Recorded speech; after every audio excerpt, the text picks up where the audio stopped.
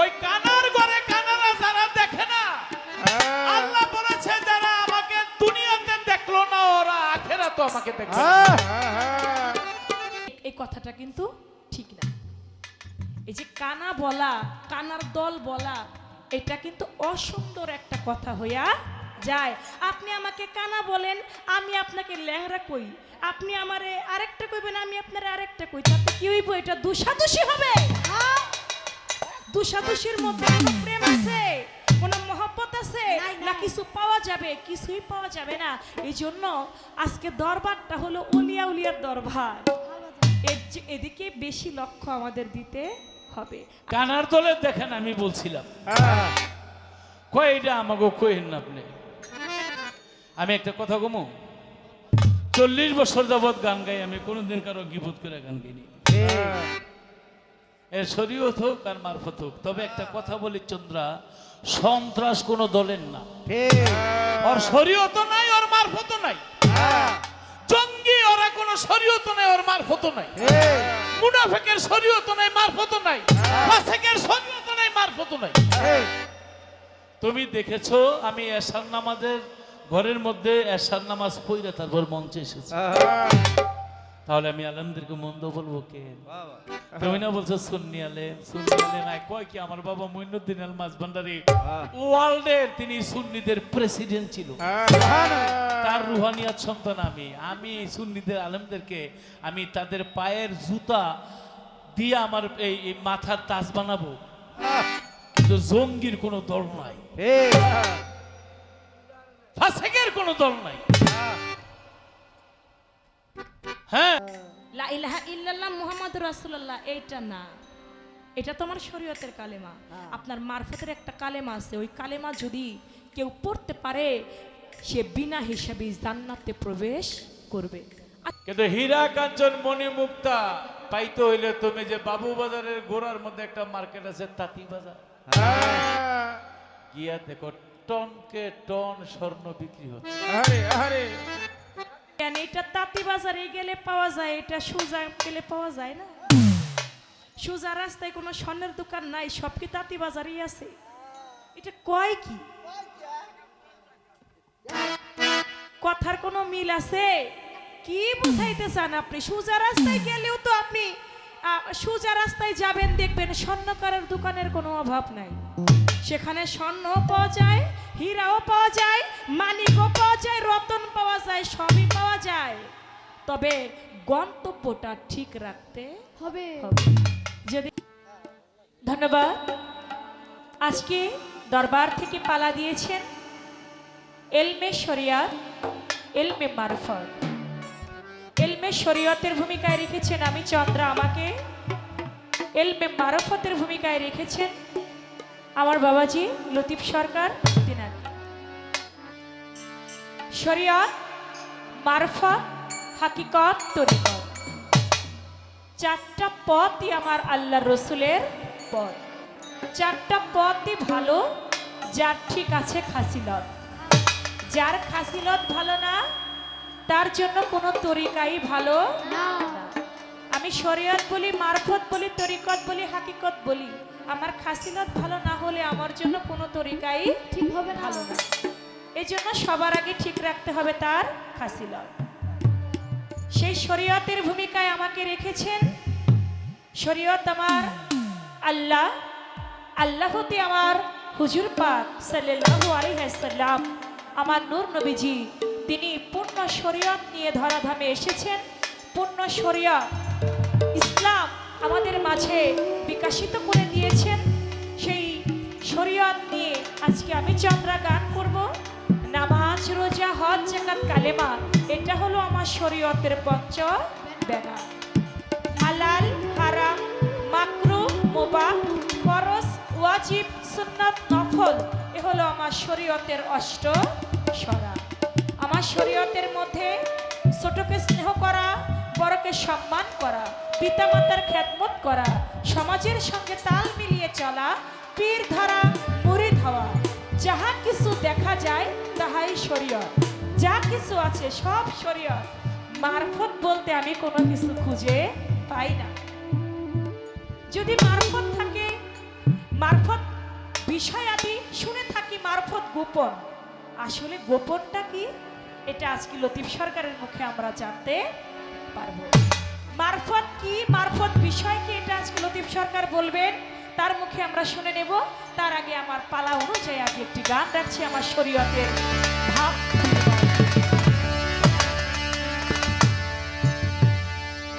নূর নবীজির তরিকে ধরে, নূর নবীজির তরিকে ধরে, ওই নায়ে পার হবি রে আমার শরীয়তের কর্ম সেরে নিবি রে, ও তুই শরীয়তের কর্ম সেরে নিবি।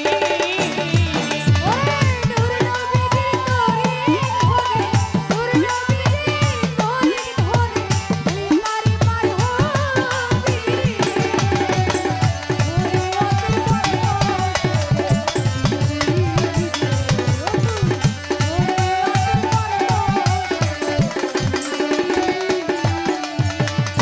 শরীয়তের সরাচারি দিছে আল্লাহ পাকে বাড়ি, ফরজে আইন পালন করি, ফরজে খোদা পাবি রে তুই, ফরজে খোদা পাবি রে তুই, ফরজে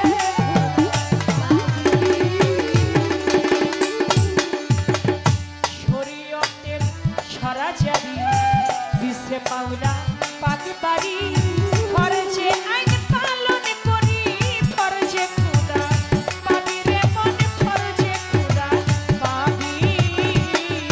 আমার নূর নবীজি নায়ের মাঝি, নূর নবীজি নায়ের মাঝি, নূর নবীজি নায়ের মাঝি, ওই নায়েরকে যাবি রে, ও তুই শরীয়তের কর্ম সেরে নিবি রে, ও তুই শরীয়তের কর্ম সেরে নিবি। নূর নবীজির তরিকে ধরে, নূর নবীজির তরিকে ধরে,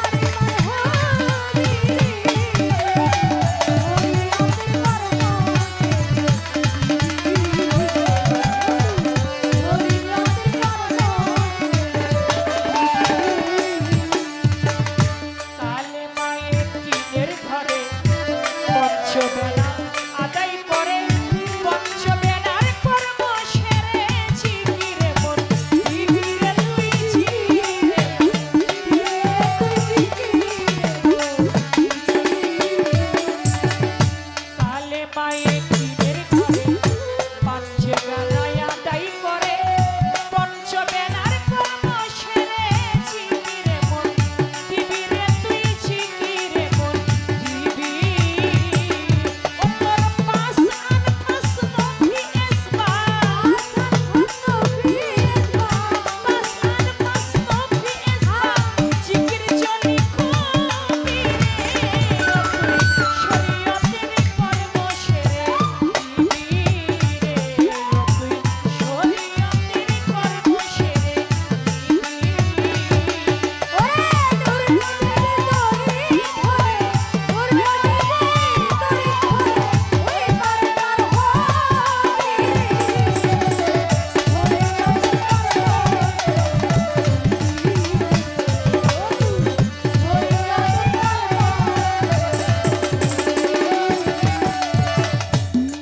নূর নবীজি নায়ের মাঝি, ওই নায়ে পার হবি, শরীয়তের কর্ম সেরে নিবি।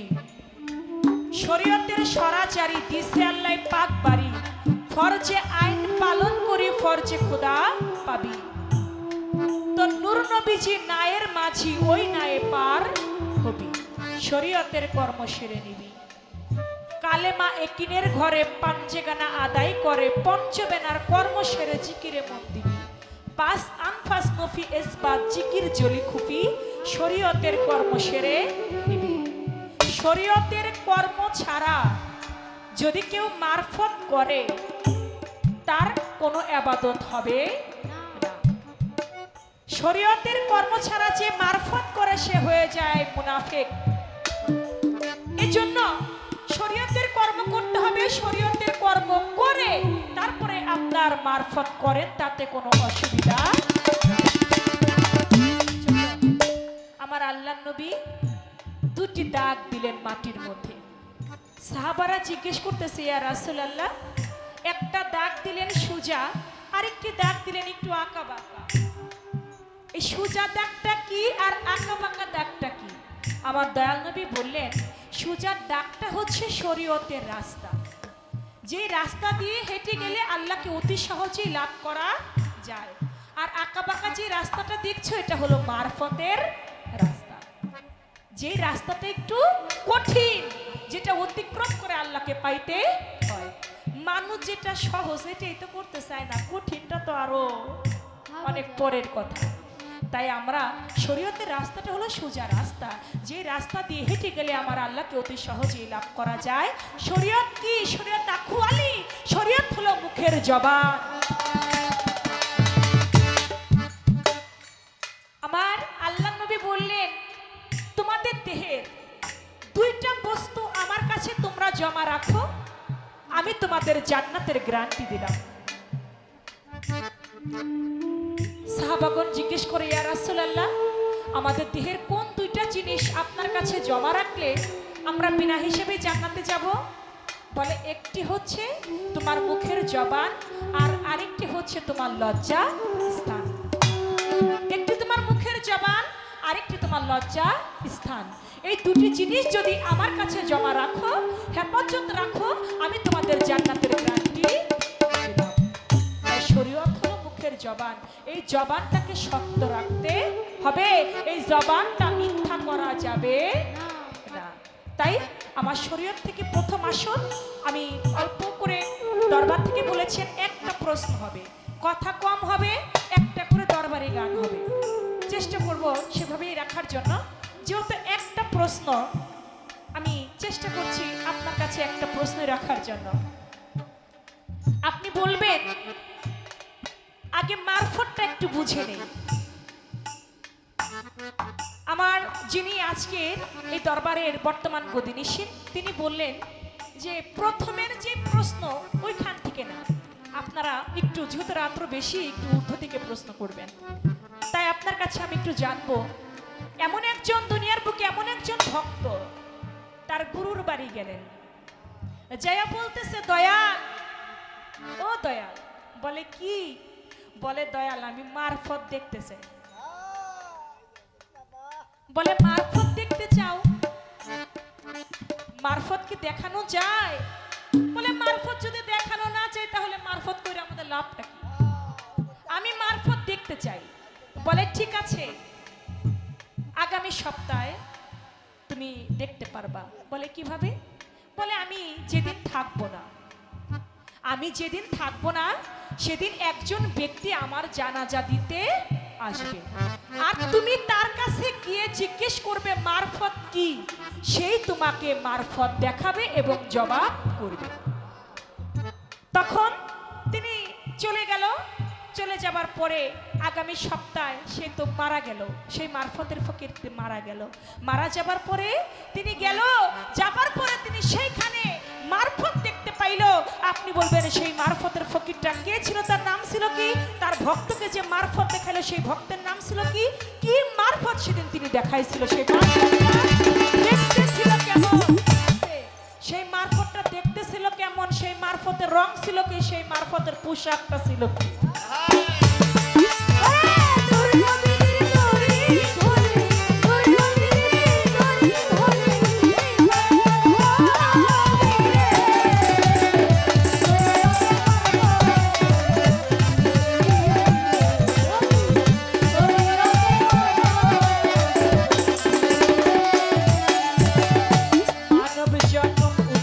জন্ম পেয়েছি অতি মনোরম, অধর্ম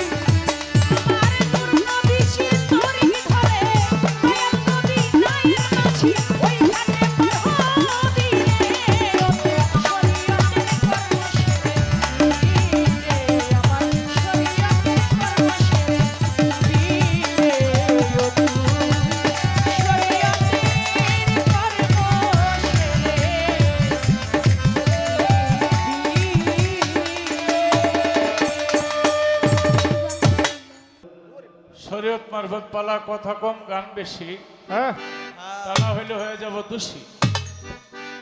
সবই শরীয়ত।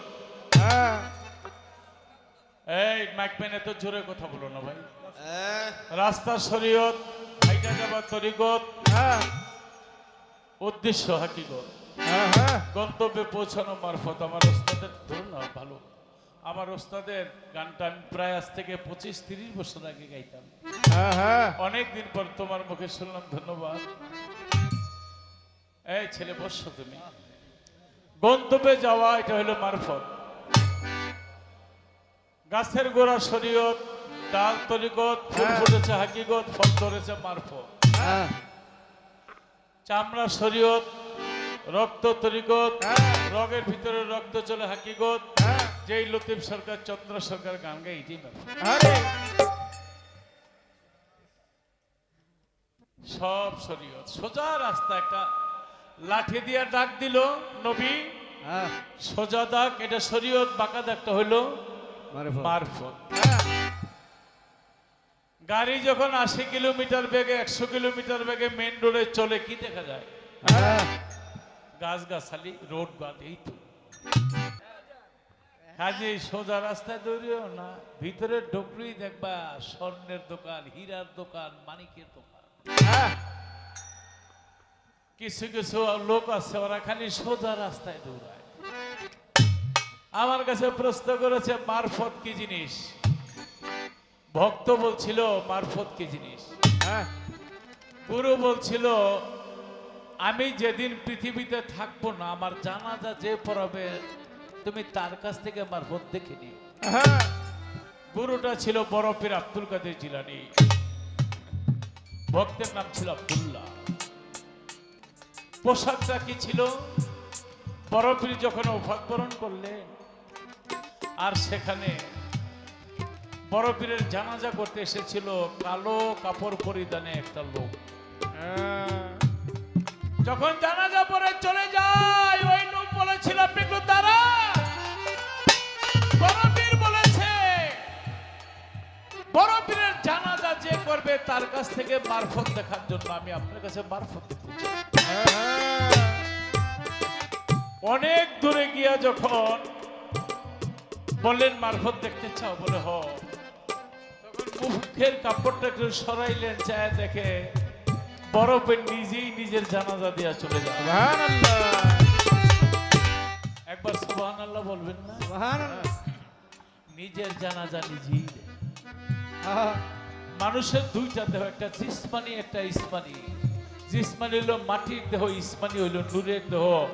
মাটির দেহের জানাজা নূরের দেহ পরে পরে মারফত দেখতে চাইলে আমাকে দেখে নাও। হ্যাঁ তাই চন্দ্র সরকার মারফত যদি দেখতে চাও, তাহলে একজন তোমার কাবিলে মুর্শিদকে মন দিয়ে দেখে নিও। যেখান থেকে প্রশ্ন করেছো মনমোহন সাধু এখানে একটা গান লিখেছে, আমি গাবো।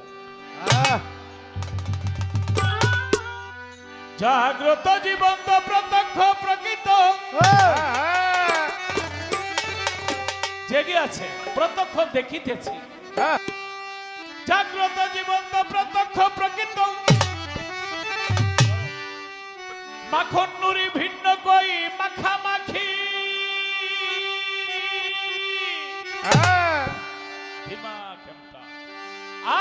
আমি কি মরারে ডাকি, আমি কি মরারে ডাকি। জাগ্রত জীবন্ত ভিন্ন করি মাখামাখি। আমি মরারে ডাকিয়া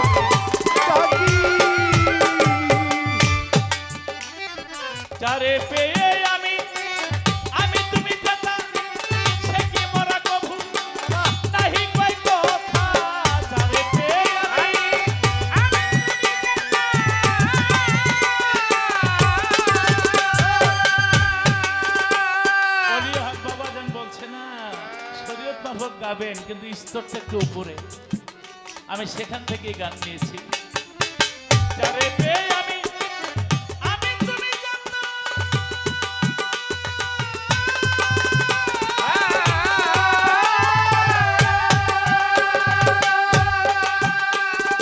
মাখন নুরি সাকি মরা নাহি কয় কথা, আর আমারা গুরু নাম গুরু,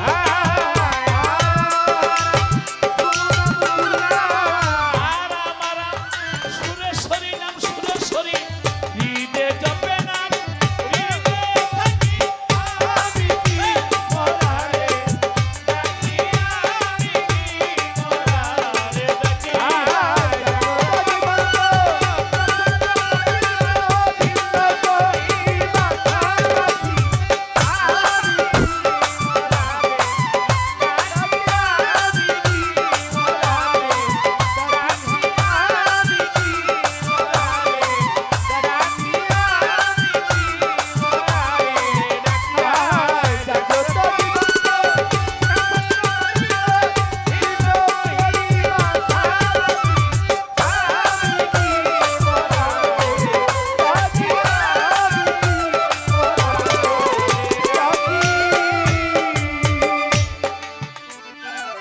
যারে পেয়ে আমি আমি বলি, যে গুণে ত্রিগুণে এত খেলা খেলি, হৃদয়ে হৃদয়ে করে কুলা কুলি আকুলি বিকলি যাহার লাগি,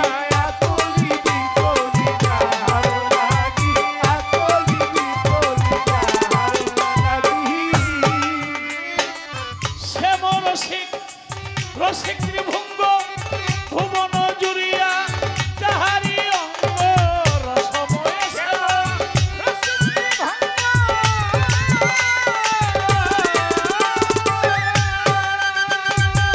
ভুবন জুড়িয়া তাহারি অঙ্গ করে কত রঙ্গ সোহাগ প্রসঙ্গ, করে কত রঙ্গ সোহাগ প্রসঙ্গ,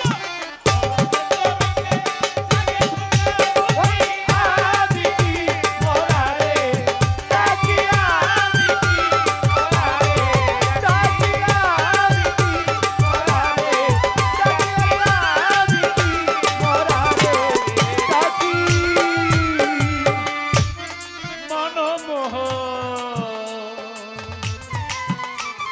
মনমোহ আমার ভান্ডারি সুরেশ্বরী ও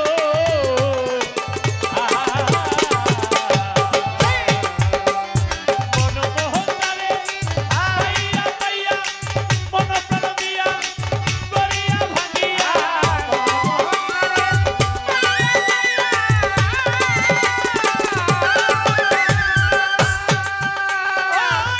প্রাণ দিয়া করিয়া ভাঙিয়া, হাতিয়া মুছিয়া হাতিয়া ছুটিয়া,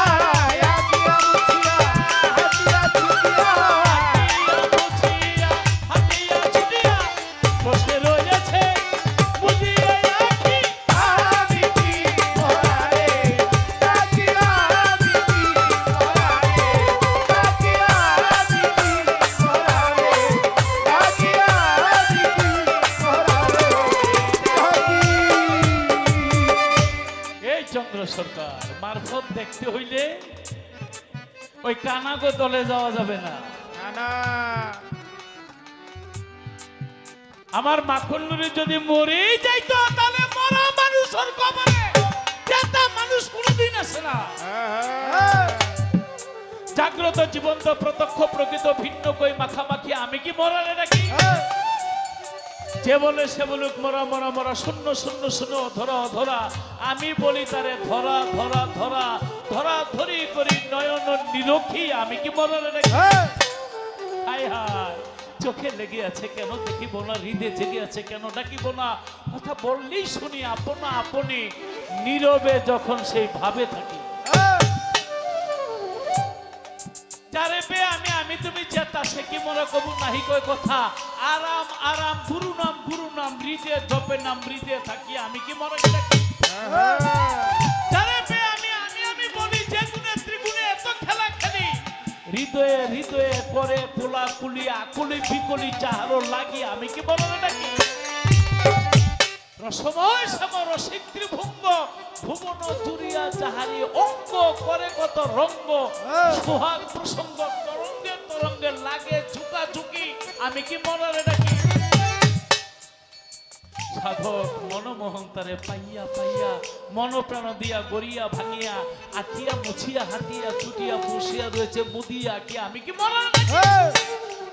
কানার ঘরে কানারা দেহে না চোখে। একজন সনাতন ধর্মের লোক মনমোহন সাধু হ্যাঁ কয়, হ্যাঁ মনমোহন তারে পাইয়া পাইয়া মন প্রাণ দিয়া গড়িয়া ভাঙিয়া আঁকিয়া মুছিয়া রয়েছে বুঝিয়া কি হ্যাঁ পাইছে উনি দেখছে। আর অনেকে এই তিন জগৎ জুইরা লেখাপড়া করে আমি তো দেখলাম।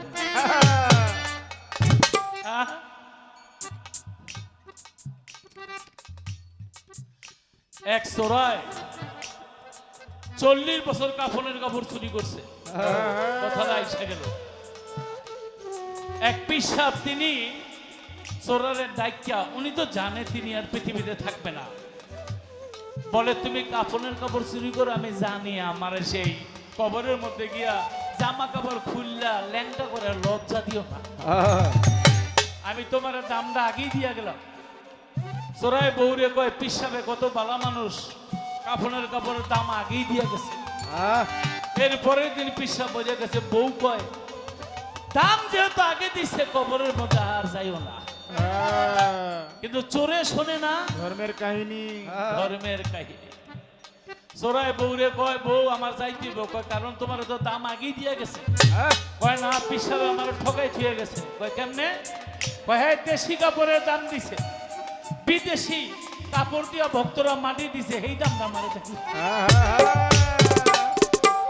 কবরের মধ্যে গিয়া পিসাবে শুয়ে রয়েছে, মাটি খুঁজতে এইভাবে যখন ধরছে আল্লাহ বলি তো উনি আবার চোরার হাতের মধ্যে ধরে গায়ে আমি তো আপনার দাম দিয়েছি আবার আইছেন কেন? 40 বছর চুরি করছে কেউ তো কথা কয় না, পিসাবে কথা কইছে না আল্লাহ বলি তো চোরার কলজা ফাইটটা মইরেই গেছে। পিসাবে তো এইভাবে শোয়া, চোরায় মরার সময় পীরের বুকটার মধ্যে পড়ছে। মন কিন্নকে দুই ফেরেস্তা আইসা আয় 40 বছর কাপনের কাপড় চুরি করছে, পিসাবে দাম দিয়েছে আবারও আইস তোরে জন্মের শিক্ষা দিয়া দেব। পিসাব দুই হাত তুলে আল্লাহর দরবারে বলে মাওলা গো অলিরান আপনার বন্ধু, ও মরার সময় আপনার বন্ধুর বুকটার মধ্যে পড়ছে। আল্লাহ আমি জানি ওই অপরাধ করেছে, ওরে কি ক্ষমা করা যায় না? আল্লাহ বলে মনকির নাকির আমার বন্ধু আমার কাছে ফরিয়াদ করেছে, যত পাপ করেছে আমি আল্লাহ তারে ক্ষমা করে দিলাম। আর উসিলায় একজন আল্লাহর ওলির উসিলায় এখন নূরের দরবারে আপনারা এসেছেন, আমরা এসেছি আমার সুরেশ্বরীর দরবারে এসেছেন। এই দরবারে যে একটু ধুলি গায়ের মধ্যে লেগেছে, যদি খাঁটি নিয়ত করে লাগান এই ধুলি যদি আপনার গায়ে থাকে এই দেহ কোনোদিন দুজকে চলতে পারে। যারা অলিরে চিনে না, অলিরে বোঝে না, অলিরে জানে না, ওরা এই দুনিয়াতে অন্ধ, হাসরের মাঠে তারা অন্ধ থাকবে। চোখ থাকলেই তারে দেখা বলে না। এখানে বাতি আছে, এই চোখের মধ্যে এসে লাগছে দেখা যায়, বাতিগুলি নিভাই দেন কেউ দেখবেন না, অন্তরের চক্ষু দিয়ে দেখতে হয়। এখন সারা ওরে এই তো তাহার কথা ছিল, তাহার কথা ছিল সবার মাঝে শেষ হইল এই প্রথম কথা ছিল।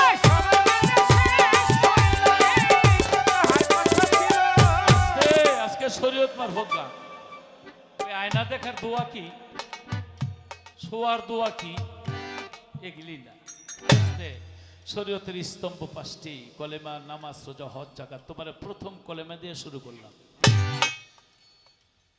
আজকে কিছু কথা হবে, একটু খেয়াল করে শুনেন। অল্প কথা, মসমসা ভাজা, হ্যাঁ কিন্তু এটা জীবনের সাথে মিলাইবেন। হ্যাঁ হ্যাঁ আমার এখানে কলেমা পড়ছি জন্মের পর থেকেই তো নাকি। হ্যাঁ আমার 59 বছর বয়স, জ্ঞান হওয়ার পর থেকেই তো পড়তেছি।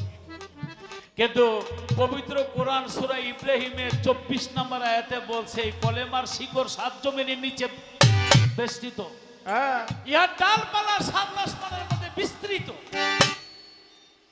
এক একটা আসমান হইতে আরেকটা আসমানে যাইতে 500 বছরের রাস্তা, তাহলে 7টা আসমান 35,000 বছরের রাস্তা। আর 7টা জমিনের নিচে কোন জায়গায় শিকড়? 7 জমিনের নিচে। এই হ্যাঁ। গাছটা কি আপনারা কেউ দেখছেন? না হ্যাঁ, তাইলে 50, 60, 70 বছর কলেমা পড়ে লাভ হইল কি? আল্লাহর পবিত্র কোরআন সূরা ইব্রাহিমের 24 নম্বর আয়াত, সবার হাতে স্মার্ট মোবাইল আছে, কোরআনের টান দিলি 24 নম্বর আয়াতে পেয়ে যাবেন। হ্যাঁ 25 নম্বর আয়াতে বলছে এই কলেমায় মৌসুমী ফল দেয়। হ্যাঁ হ্যাঁ 350, 400 টাকা কেজি গ্রিন আপেল, 800-900 টাকা স্ট্রবেরি। কিনা খাই না। আর কলেমার ফল কেউ খাইছেন থাকলে একটু হাত উঠান। হ্যাঁ একজনে উঠে আমার নামায় লেছে, অলি হাত বাজান থাকলে উনি ঠিকই উঠেই তো। তাহলে আল্লাহর পবিত্র কোরআনের কথা তো সত্য কি? আরে ফকির গো বোকা গেলি ভক্ত, কথা সত্য। মৌসুমী ফল খাইতেছে। আহা, আচ্ছা, এটা কিন্তু কোরআন শরীফের কথা, হ্যাঁ। অথচ এই কলেমা আমরা জন্মের পর থেকে বাপ দাদা পড়তেছি। তাইলে বাজারের মধ্যে স্ট্রবেরি পাওয়া যায়, আনার, আঙ্গুর, নেশপাতি, কত পথের ফল পাওয়া যায়, এই মৌসুমী ফলটা কোথায় পাওয়া যায়? হ্যাঁ হ্যাঁ কররা। কথা ঠিক আছে? আজকে দয়াল বাবা মাখন সাহ দরবারে আমরা যে এসেছি, কোরআন হইল শরীয়তের সংবিধান। হ্যাঁ এই কোরআন শরীফের সূরার মধ্যে আছে, তোমার আয়াত বলতে হবে না, আয়াত তো আমিই বললাম, কিন্তু আমার কথা হইল এই ফলটা কি, এই ফলটা কোথায় আছে? হ্যাঁ। এ আছে, এটা মৌসুমী ফল। হ্যাঁ মৌসুমী ফল। এখন বাংলাদেশে তালের সিজন নাকি, হ্যাঁ কাঁঠালের সিজন, আরে আমি লিচুর সিজন, হ্যাঁ আমের সিজন, হ্যাঁ তরমুজের সিজন, হ্যাঁ, এখন আমেরিকার মধ্যে কাঁচা আমের সিজন। হ্যাঁ। খুব মজা। মনে করেছে একটা কথা থেকে সৌদি আরবে এটা কি খেজুরের সিজন নাকি? হ্যাঁ। তাই আল্লাহর কলেমার ফলটা এটা তো শুধু বাংলাদেশে না, সারা বিশ্বে। হ্যাঁ। আমি জানতে চাই এটা মৌসুমী ফল, মৌসুমী ধরে এই ফলটা কি? আমার বাবা জান, আজকে তুমি দয়াল বাবা মাখন নুরিশা বাবার দরবারে ভক্ত আসে কেন যারা আছে, তাদেরকে একটু খাওয়ায় দিয়ে যাবে। জাগ্রত জীবন্ত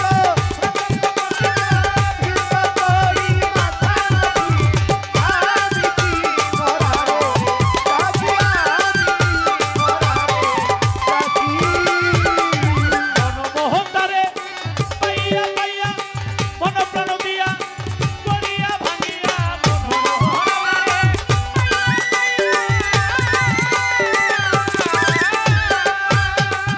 সুরেশ্বরী ভান্ডারী,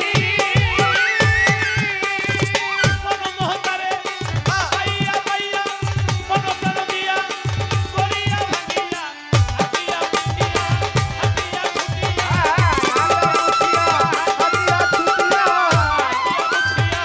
হাতিয়া ছুটিয়া বসে রয়েছে পুড়িয়া আমি কি মরারে কাজিয়া আমি কি মরারে কাজিয়া আমি কি মরারে কাজিয়া আমি কি মরারে ডাকি?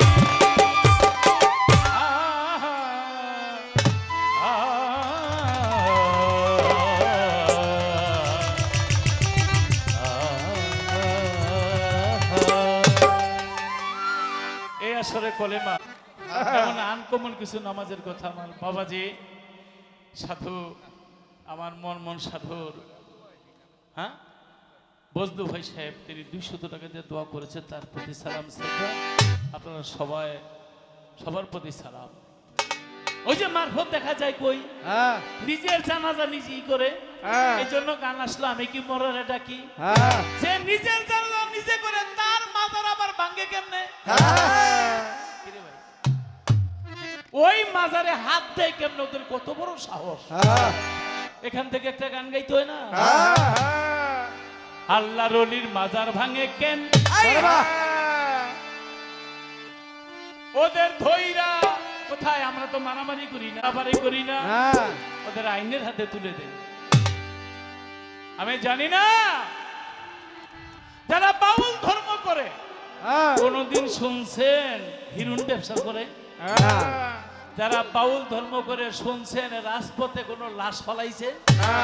যারা বাউল তারা কোনদিন শুনেছেন গদির জন্য তারা মানুষ মারছে? হাই হাই হাই রে, একটু খোঁজেন দেখেন, তাদের সাথে একটু চলেন যারা বাউল গান শোনে, যারা বাউল গান গায়, সাইজি লালন সর্বসাধন সিদ্ধ হয়ে যায়। আর মানব পুরুষটা খাঁচার ভিতর অচিনি পাখি কেমনে আসে যায়? স্রষ্টাকে নিয়ে গবেষণা করে কেন দুনিয়াতে আসলাম, কোথায় ছিলাম, আবার কোথায়? সেই পীর মুর্শিদ যারা, তাদের মাজারে অনেকে জুতা পাই দিয়া যায় না। ঢোকার সময় আস্তাগফিরুল্লাহ রাব্বি মিন কুল্লি জামবি ওয়া আতুবু ইলাইহি লা হাওলা ওয়ালা কুওয়াতা ইল্লা বিল্লাহিল আযীম। জুতাটা পায় দেয় না, তওবা করে ঢোকে। আর বেয়াদবের বাচ্চারা জুতা নিয়ে ঢুইকা মাজারের উপর হামলা করে। আল্লাহর ওলির মাজার ভাঙে কে? ওদের ধইরা ধইরা থামায় দে। আল্লাহর ওলির মাজার ভাঙে কে?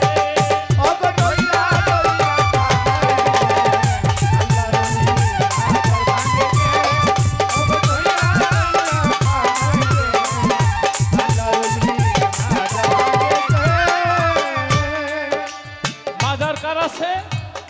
দিনে নবীর রওজায় আছে।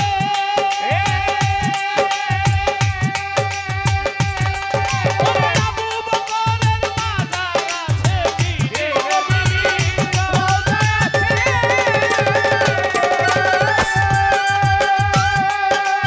আবু বকরের মাজার আছে, ওমর ফারুকের মাজার আছে, ওমর ফারুকের মাজার আছে,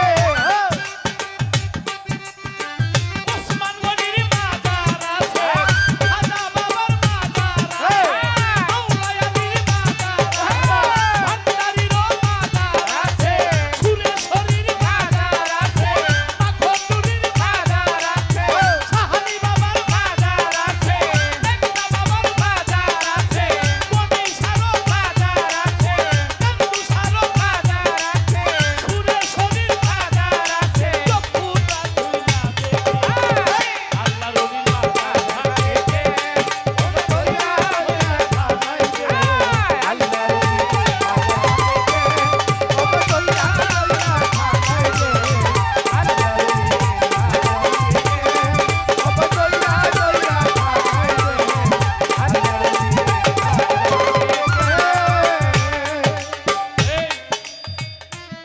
জাগো মাজার আছে জানেন, সারা রাত কইলো শেষ হবে না। ওরা বলে নবী কইছে উঁচা কবরগুলি সব সমান করে দিতে। বলেন এই কথাটা? আসলে এটা হাদিসের মধ্যে আছে। এবার বুঝ জানেন কোনটা আছে? নবী এই কথা মক্কায় বলে নাই, এই কথা বলছে মদিনায় যাওয়ার পরে। ভাই আপনাদের পায়ে ধরে একটু খেয়াল করেন, মাত্র নবী মদিনায় গেল, মরলো কে? জবাব দিবেন না?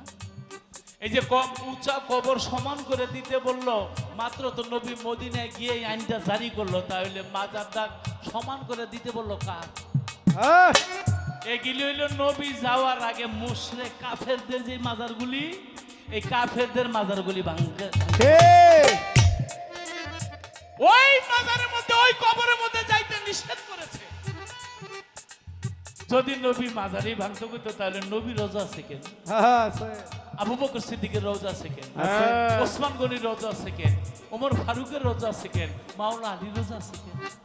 তাই যারা আগে মুনাফেক কাফেরগুলি ছিল তাদের মাজারগুলির কবরগুলি ভাঙতে বলছে, ওগুলি মাজার না, ওগুলি কবর। আবার যখন নবীর সাহাবারা শাহাদাত বরণ করেছেন তখন আমার নবী আদেশ করেছেন তোমরা কবর জিয়ারত করো। মাজার নাই কার, মাজার নাই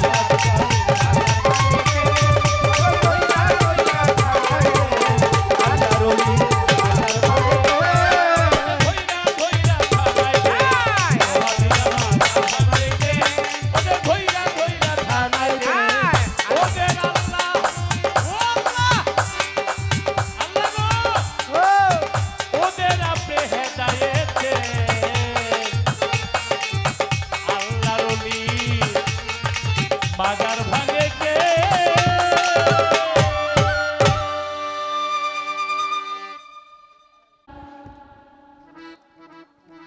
আমার প্রশ্নের জবাব দিয়ে আমার কাছে সুন্দর একটি প্রশ্ন রেখেছেন কালেমা থেকে। কালেমা হলো বৃক্ষ, সাত আসমান, উপরি ভাগ, সাত জমিন, নিচের ভাগ বিস্তৃত। সেই গাছে মৌসুমী ফল ধরে, সেই মৌসুমী ফলটা কি? আমি বলা করার চেষ্টা করব। আমি বলছি শরীয়ত হলো সোজা রাস্তা। এটা কে বলছে? এটা আমার আল্লাহর নবী বলছে। বলে শুধু সোজা রাস্তায় হাঁটলে হবে না, বাঁকা রাস্তায় হাঁটলেও অনেক সময় বাবু বাজারে, কি জানি জায়গাটার নাম, তাঁতি বাজার, ওই তাঁতি বাজারে বাঁকা রাস্তায় গেল সোনা, হীরা, মানিক, রতন এগুলো পাওয়া যায়। কে গন্তব্য ঠিক না থাকে তাহলে কোনো রাস্তায় সোনা মানিক পাইবেন না। কারণ টাকা থাকলে তো আপনি সোনা মানিক কিনতে পারবেন, আপনার যদি অর্থই না থাকে আপনি কিনবেন কি দিয়া? এজন্য আগে পুঁজি থাকতে হবে। পুঁজি ধনটাই হলো আমার রসুলের প্রেম, আমার রসুলের মহাব্বত। পুঁজি ধনটাই হলো পাঞ্জেগানা নামাজ, রোজা, হজ, যাকাত, কালেমা। এই পুঁজি ধন যদি আপনার থাকে তাহলে তো আপনি হীরা মানিক কিনতে পারবেন। পুঁজি না থাকলে কখনোই মাওলাকে লাভ করা যাবে না। তাই যেখানে প্রশ্ন আসলে গীবত করে কখনো, এই যে শরীয়ত মারফত পালা হলে দেখা যায় শরীয়তের যিনি আলেম তিনি গালমন্দ করে ফকিরদের। ফকিররা গাঁজা খায়, এই করে সেই করে, নামাজ পড়ে না, রোজা করে না, এমনি ভাবে অনেক গীবত চর্চা করে। আবার যিনি মারফতের পালা গায়, শরীয়তের আলেমরা পরের বাড়ি খায়, এই করে সেই করে, মানে গীবত করতে করতে রাত যায়। আসলে শরীয়ত করে কিভাবে আল্লাহকে পাওয়া যাবে, মারফতের রাস্তায় কিভাবে আল্লাহকে পাওয়া যাবে, মূল কথা কিন্তু বলা হয় না। কিন্তু আজকে আমরা পালা করব, পালা করছি, আমরা কিন্তু দুজন শিল্পী কেউ কাউকে গীবত করে পালা করছি না। আমি কি লতিফ সরকারের গীবত করেছি, ফকিরের কোনো নিন্দা করেছি? করি নাই। তিনিও আলেমের কোনো নিন্দা করে নাই, কিন্তু একটা কথা বলছে কানার দলে দেখে না, আগেই বলছে দরবারমুখী হয়ে গান করতে হবে। তা সেখানে তো কোনো গীবত চর্চা আসে না। আর আপনি আলেমদেরকে কানা কোনাও কইেন না, কারণ তারা কানা না। আল্লাহর যারা সত্যিকারের আলেম, আলেম শব্দের অর্থ কি? আলেম শব্দের অর্থ জ্ঞানী। আর যে জ্ঞানী তার অবশ্যই চৈতন্য জ্ঞান আছে, আর যে চৈতন্য জ্ঞানের অধিকারী সেই তো হয় আলেম। অজ্ঞানী কি কখনো আলেম হয়? আর সে কখনো কানা হইতে পারে না। না। সুন্নি আলেম যারা, তারা কখনো কানা হয় না। আমি একজন সুন্নি আলেম, আমি একজন তরিকাপন্থী আলেম। আপনি কানা কুনা কইবেন অন্য শিল্পীর সাথে, আমার সাথে এগুলো বলতে এসেন না। এবার আপনার প্রশ্নের পাশে আমার গান লক্ষ্য করে শুনবেন, কোনো গীবত চর্চা করে নয়।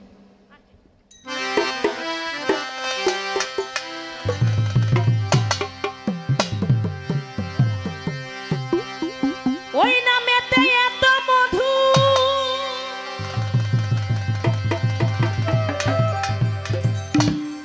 আমার রাসূল নামে এত মধু, জপ করো ভাই ফকির সাধু, ওই নামেতে খুলবে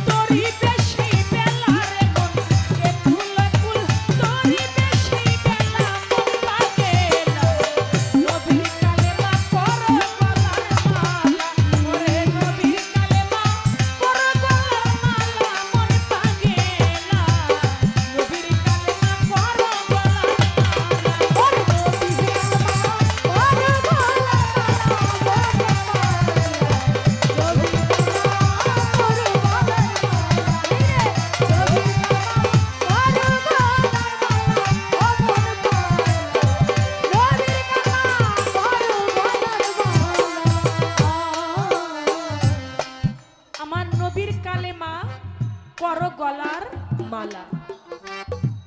ওই নামে এত মধু, জপ করো ভাই ফকির সাধু। ওই নামে খুলবে বেহেস্তের তালা। মন পাগেলা আমার নবীর কালেমা, করো গলার মালা। দেখেন, নবীর নামে এত মধু, জপ করো ভাই ফকির সাধু। একদিন একজন মুসাফির আসছে, একটু আপা একটু চাপেন, এই মোবাইলটা ধরেন কামাল ভাই, এটা রাখেন। ওইটা ধরেন। হ্যাঁ, একদিন দেখেন, ওই নামে এত মধু। একদিন আমার দয়াল নবীর কাছে একজন মুসাফির আসছে। মুসাফির এসে বলতেছে, ইয়া রাসূলুল্লাহ, আপনি আমাকে আল্লাহর রাস্তায় কিছু দান করেন। আমার দয়াল নবী বললেন যে আমি তোমাকে কি দান করব, তুমি উসমান গনির বাড়ি যাও, সে তোমাকে ভালো কিছু দান করতে পারে। মুসাফির উসমান গনির বাড়ি যাবে, বলে ইয়া রাসূলুল্লাহ, উসমান গনি আমি মুসাফির, আমাকে তো চিনে না, আমি তার কাছে কি বলে দান চাবো? বলে তুমি বলবে মোহাম্মদ আমাকে পাঠিয়েছে, আপনি আমাকে কিছু দান করেন। বলে ঠিক আছে। উসমান গনির বাড়িতে গিয়েছে, গিয়ে দেখে উঠানের মধ্যে সরষা আছে না বাবা, সরষা, ওই সরষা রোদ্রে দিয়েছে।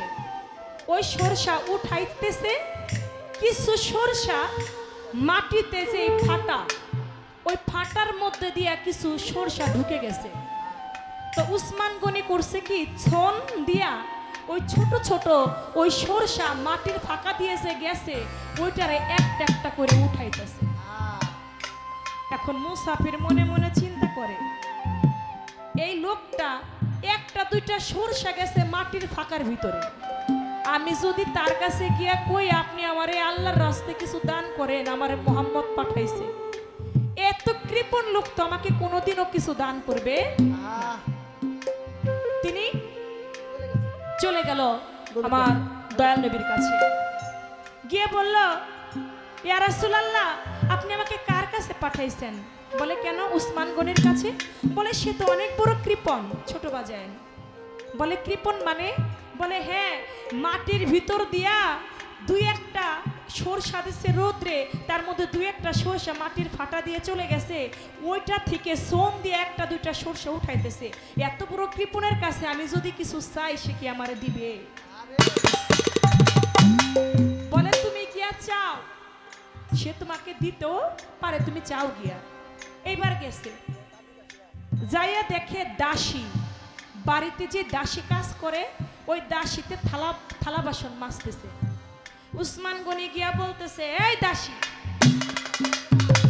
তুমি যে থালা বাসন মাজতাছো, এটা একটু আস্তে মাজতে পারো না? কয় কেন? কয় দেখো এটা ক্ষয় হয়ে যাইতাছে। এই ধমক নি দেখা মুসাফির গেছে, কি রে, আমি যদি এর কাছে কিছু চাই, থালা বাসনে ক্ষয় হয়ে যায়, আর সে নিয়ে আমারে কিছু দিবে। দয়াল নবীর কাছে চলে গেছে, কয় ইয়া রাসূলুল্লাহ, দাসীরে দমকাইতাছে, দাসী থালা বাসন মাজে, কয় আস্তে মাছ, তুই যেভাবে গসা দিতেছস তাতে তো থালা বাসন ক্ষয় হয়ে যাবে। উসমান গনি এত বড় কৃপণ লোক, তার কাছে আমি চাইতে সাহস পাই না।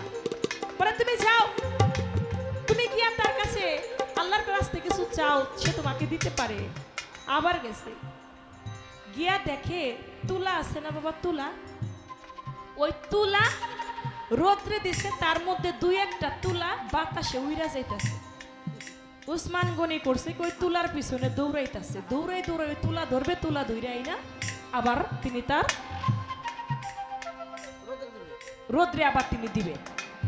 এই দৃশ্য দেখা কয় কি রে, এমন এত কৃপণ লোক, দুই একটা তুলা বাতাসে উইরা যায়, এইটাও ধইরা আবার রোদ্রে দিতাছে। যাক, তারপরও যেহেতু বলছে যে তুমি আল্লাহর রাস্তায় কিছু চাও, যেহেতু দয়াল নবী বলছে, মোহাম্মদ বলছে, তাহলে আমি উসমান গনির কাছে কিছু চাই, দেখি তিনি আমাকে দেয় কিনা। বলতে লাগলো, উসমান গনি, তুমি আমাকে আল্লাহর রাস্তায় কিছু দান করো। বলে তোমাকে কে পাঠাইছে আমার আমার কাছে? বলে আমাকে মোহাম্মদ পাঠাইছে। বলে কে পাঠাইছে? বলে মোহাম্মদ পাঠাইছে। কে পাঠাইছে? মোহাম্মদ পাঠাইছে। কে পাঠাইছে? মোহাম্মদ পাঠাইছে। এমনি ভাবে যখন বারবারে জিগায় কে পাঠাইছে কে পাঠাইছে, 7 বার তো বলছে, পরের বার গেছে রাগ হইয়া। ভাই একটু পর পর খালি কয় কে পাঠাইছে কে পাঠাইছে, এটা তো না দেওয়ার একটা ভঙ্গি, আমারও তো দিবে না। উনি রাগ হয়ে আসতে চলে গেছে আমার দয়াল নবীর কাছে। তা আমি আগে আপনারা বলছিলাম উসমান গনি কৃপণ, তিনি আমাকে কিছু দান করবে না। আমি বারবার তার কাছে বললাম আল্লাহর রাস্তায় আমাকে কিছু দান করেন। সে আমাকে জিজ্ঞেস করে কে পাঠাইছে, আমি বলি মোহাম্মদ পাঠাইছে। আবারও বলে কে পাঠাইছে, আমি বলি মোহাম্মদ পাঠাইছে। এমনি ভাবে আমি 7 বার বললাম, তারপরও খালি কয় কে পাঠাইছে।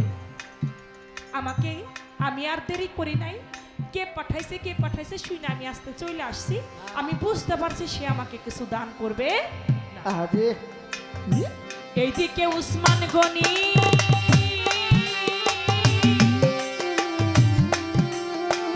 সাতটি উট বুঝাই করে বাজান মাল ধন সম্পদ নিয়ে আসে। ওই 7টা উট বুঝাই মাল সম্পদ নিয়ে যখন আমার দয়াল নবীর কাছে চলে আসে, আমার দয়াল নবী বলে উসমান গনি আমি এই মুসাফিরকে পাঠিয়েছিলাম তোমার ওই না বাড়ি, তুমি নাকি জিজ্ঞেস করো কে পাঠাইছে কে পাঠাইছে, দান করো নাই। আমি মুসাফিরের মুখে শুনি, এমনটা তুমি কেন করলা? তুমি বলো না আমারে।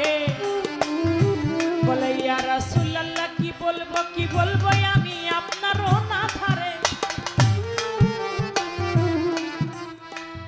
এই যে মুসাফিরকে আপনি আমার বাড়িতে পাঠিয়েছেন,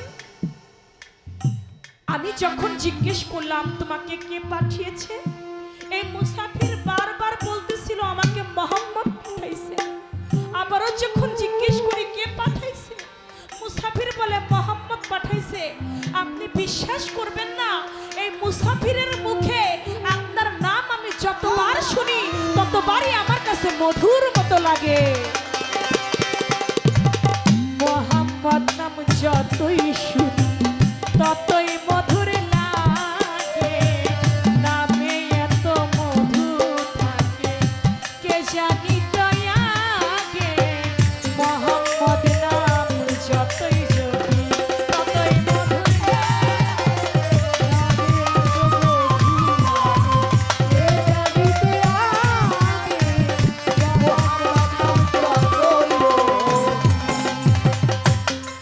মোহাম্মদ নাম যতই জপি ততই মধুর লাগে। আমি ওর মুখে যতবার মোহাম্মদ নাম শুনেছি আমার কাছে ততবারই ছোট হারমোনিয়াম ছোট ততবারই আমার কাছে মধুর মতো লেগেছে। এই জন্য আমি ওরকে বারবার শুনতে চেয়েছি। ও 7 বার বলেছে আপনার নাম, আমি 7টা উট বুঝাই করে ওর জন্য আমি ধন সম্পদ মালামাল নিয়ে আসছি। ও যদি 100 বার আপনার নাম বলতো ওর মুখে, আমি 100টা উট বুঝাই করে ওর জন্য মালামাল নিয়ে আসতাম। দেখেন দয়াল নবীর নাম, তাই বলেছে গানের মধ্যে ওই নামে এত মধু জপ করো ভাই ফকির সাধু, ওই নামে খুলবে বেহেশতের তালা, মন পাগেলা নবীর কালেমা করো গলার মালা। আস্তে আমার কাছে প্রশ্ন করলেন, এই কালেমাটা একটা বৃক্ষ, এটা 7 আসমান 7 জমিন বিস্তৃত। এই কালেমা গাছের ফল ধরে, সেই ফলটা হলো মৌসুমী ফল। সেই ফলটা কি দেখেন, আমার হুজুর পাক বললেন লা ইলাহা ইল্লাল্লাহ, আর আমার আল্লাহ বলল মুহাম্মাদুর রাসূলুল্লাহ। লা ইলাহা ইল্লাল্লাহর মধ্যে 12 অক্ষর, মুহাম্মদ রাসূলুল্লাহর মধ্যে 12 অক্ষর। লা ইলাহা ইল্লাল্লাহর মধ্যে কোনো নুকতা নাই, মুহাম্মদ রাসূলুল্লাহর মধ্যে কোনো নুকতা নাই। আমার আল্লাহর মধ্যে কোনো ভেদ ভেজাল নাই, আমার দয়াল নবীর মধ্যেও কোনো ভেজাল। নাই ভেজাল মুক্ত। এই যে লা ইলাহা ইল্লাল্লাহ 12, মুহাম্মদ রাসূলুল্লাহ 12, এ হলো 24 হরফ। এই 24 হরফে হইল লা ইলাহা ইল্লাল্লাহ মুহাম্মদ রাসূলুল্লাহ। দেখেন আদম আলাইহিস সালাম তিনি যখন দুনিয়ার বুকে আসলো তার কালেমা ছিল কি? লা ইলাহা ইল্লাল্লাহ আদম শফিউল্লাহ। ইব্রাহিম নবীর বেলায় লা ইলাহা ইল্লাল্লাহ ইব্রাহিম খলিলুল্লাহ। লা ইলাহা ইল্লাল্লাহ মুসা কালিমুল্লাহ। লা ইলাহা ইল্লাল্লাহ ইসমাইল জামিউল্লাহ। লা ইলাহা ইল্লাল্লাহ আমার দয়াল নবীর বেলায় আসলো মুহাম্মদ রাসূলুল্লাহ। সাল্লাল্লাহু আলাইহি সাল্লাম। তাহলে কালেমা কি? কালেমা লা ইলাহা ইল্লাল্লাহ, পরবর্তীতে এসেছে মুহাম্মাদের নাম মুহাম্মদ রাসূল আল্লাহ। এই কালেমার গাছের ফলটাই হচ্ছে আমার রসুল পাকের বাক্য। এটা হলো বাক্য। যদি গাছটা, যদি বৃক্ষটা যদি একজন মানুষ হয়, আমার দয়াল নবী সেই বৃক্ষ, আর তার ফলটাই হইল তার মুখের বাক্য। এটা গুরু দরবারে গুরুর বাক্য হতে পারে, মারফতি পন্থে। আমি মারফতি ভাবটায় যাব না, যেহেতু আমার পালাটা শরীয়ত। আমার শরীয়তের গণ্ডির মধ্যে যেভাবে আছে আমি এভাবে বুঝাবো, এর বেশি আমি বলবো না। এর বেশি যদি বুঝাইতে হয় চূর্ণ বিচূর্ণ করে, সেটা মারফতের ফকির এর ভেদ তত্ত্ব বুঝাবে, কিন্তু আমার শরীয়তে যেভাবে আছে আমাকে সেভাবেই বলতে হবে। দেখেন মারফতের বৃক্ষর ফলটাই হচ্ছে, মৌসুমী ফলটাই হচ্ছে বাক্য। সেটা আমার রসুলের মুখের বাক্য। আমার দয়াল নবী যা বলে গিয়েছেন সেটা আমাদের পালন করা, সেটা আমাদের মেনে চলা, এটাই হচ্ছে আমাদের ওই ফল খাওয়া। যদি তার বাক্য আমরা না মানি, তার বলা তার কওয়া যদি আমরা না চলি, তাহলে মৌসুমী ফল আমাদের পাওয়া হইল না। একটা গুরু দরবারেও একটা গুরুর বাক্য হলো ভক্তের জন্য মৌসুমী ফল। ওই ফল যে আস্বাদন করতে পারে সে জ্ঞানী হইতে পারে। ওই ফল যে খাইতে পারে তার জ্ঞান আঁখি ফুটতে পারে। ওই ফল যে খাইল না তিনি কখনো অজ্ঞানী থেকে জ্ঞানী হইতে পারলো না। উরাকা আমার দয়াল নবীর একজন সাহাবা ছিল, তিনি ছিল বেদিন। শেষ বেলায় উরাকার কাছে গিয়ে বলল, উরাকা তুমি পাঠ করো লা ইলাহা ইল্লাল্লাহ মুহাম্মাদুর রাসূলুল্লাহ। উরাকা মুখে পাঠ করে না, শুধু আমার দয়াল নবীর মুখের দিকে তাকায় আছে। আবারও বলে, উরাকা তুমি কালেমা পাঠ করো। উরাকা আমার হুজুর পাকের মুখের দিকে তাকায় আছে আর দুই চোখ দিয়ে পানি পড়ে। আবারও বলে, উরাকা তুমি কালেমা পাঠ করো। উরাকার দু চোখ বেয়ে পানি পড়ে, কিন্তু উরাকা কালেমা মুখে পাঠ করে না। এদিকে আমার দয়াল নবীর মুখের দিকে তাকিয়ে থাকতে থাকতে উরাকার প্রাণ পাখিটা চলে গেল। সাহাবাগণ বলতে লাগে, ইয়া রাসূলুল্লাহ, উরাকা তো কালেমা পাঠ করলো না, ও তো শুধু আপনার দিকে তাকাই রইল। বলে, সাহাবাগণ তোমরা শুনে রাখো, উরাকা শুধু কালেমা পড়বে কি? উরাকার কালেমা পড়তে হয় নাই, উরাকা কালেমাকে সচক্ষে দেখে নিয়েছে। উরাকা কালেমা কি পড়বে? উরাকা কালেমাকে দর্শন করে নিয়ে তিনি তার আপন দেশে পাড়ি দিয়ে চলে গেছে। কালেমা পড়ার বিষয় না বাবা। যুদ্ধের সময় কত হিন্দুরা কালেমা পড়ছে না? ভয় ভয়ে পড়ছে, বিপদে জান বাঁচানোর জন্য পড়ছে। তাই বলে কি তারা মুসলমান হয়েছে? মুসলমান হয় নাই। এই জন্য কালেমা পড়ার বিষয় না। লা ইলাহা ইল্লাল্লাহু, লা ইলাহা ইল্লাল্লাহ মুহাম্মাদুর রাসূলুল্লাহ, নাই কোনো মাবুদ আল্লাহ ব্যতীত। হযরত মুহাম্মদ সাল্লাল্লাহু আলাইহি সাল্লাম আল্লাহর প্রেরিত রাসূল বা পুরুষ। আপনি এই কালেমা হাজার হাজার বছর পর্যন্ত আপনি যদি মুখে নাড়াচাড়া করে পড়তে থাকেন, আপনার এই কালেমা দিয়েই পায়ের মধ্যে রশি বেঁধে আপনাকে জ্বলন্ত আগুনের মধ্যে নিক্ষেপ করা হবে। আপনি কালেমাও পড়লেন, আপনি জ্বলন্ত আগুনের মধ্যে নিক্ষেপ হইলেন। তাহলে কালেমা কি? কালেমা শুধু পড়ার বিষয় না, কালেমা হইল বিশ্বাসের বিষয়। বিশ্বাস অন্তর স্থাপন করার নামই হচ্ছে কালেমা। আপনি শুধু পড়বেন না, আপনি কালেমাকে বিশ্বাস করবেন, কালেমার ফানা পুষবেন, কালেমার বাঁকা পুষবেন, কালেমার ওরস চিনবেন, কালেমার নজুল চিনবেন, তাহলে তো আপনার কালেমা পড়া হবে, কালেমার বৃক্ষের ফল আপনার মৌসুমী ফল চেনা হবে। তা না হইলে আপনি বুঝতে পারবেন না। আস্তে, আপনি যেখানে আমাকে প্রশ্ন করছেন আমি এইখানে আপনার কাছে জানতে চাইব। আপনি বলবেন তো এই যে কালেমা মারফতের ফকিরদের কাছে এই লা ইলাহা ইল্লাল্লাহ মুহাম্মাদুর রাসূলুল্লাহ এই কালেমাটা বাদে মারফতের ফকিরের একটা কালেমা আছে। ওই কালেমা যদি কেউ তার জীবনে একবার পাঠ করতে পারে সে বিনা হিসেবে জান্নাতে যাবে। আপনি বললেন তো আপনার মারফতে সেই কালেমাটা কি? আজকে যারা এই দরবারের ভক্ত সেখানে আছে আপনাদের জানার দরকার আছে কিনা বাবা? অবশ্যই। আজকে এই কালেমাটা আপনারা ফকির সাহেবের কাছ থেকে জেনে নেবেন, আপনারাও পড়বেন, আপনারাও যেন বিনা হিসেবে জান্নাতে যাইতে পারেন।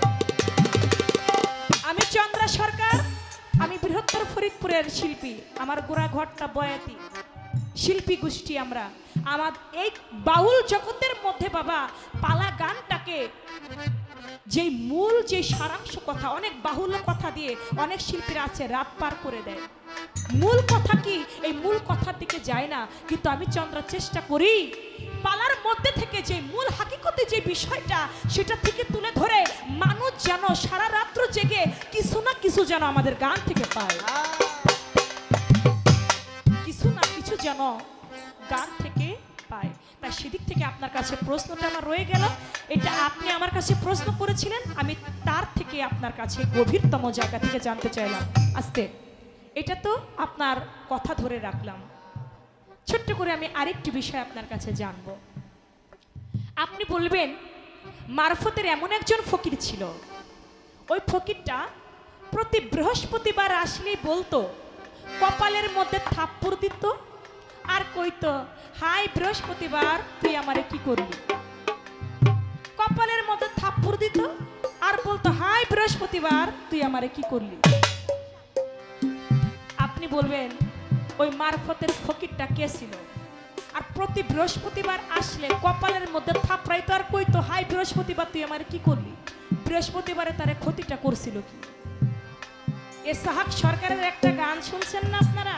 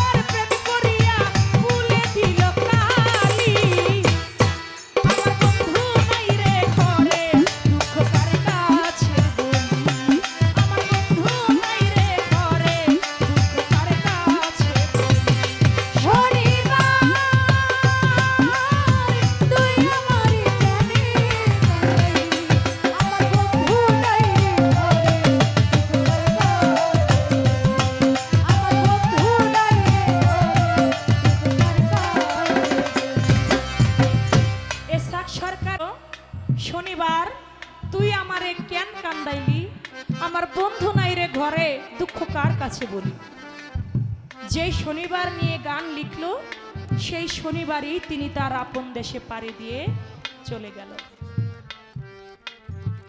যে শনিবার নিয়ে গান লিখলো সেই শনিবার দিন তিনি চলে গেল।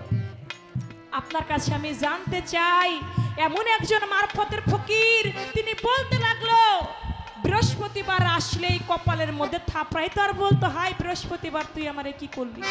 আপনি একটু বলবেন সেই মারফতের ফকিরটাকে, আর ওই বৃহস্পতিবারে তার কি হয়েছিল, কেন তিনি কপাল থাপড়াইতো আর এই কথা বলতো। এর মধ্যে নিগুর একটা মারফতের হাকিকত আছে। এটা যদি আজকে আমরা জানতে পারি, আজকে অনেক কিছুই জানা হয়ে যাবে।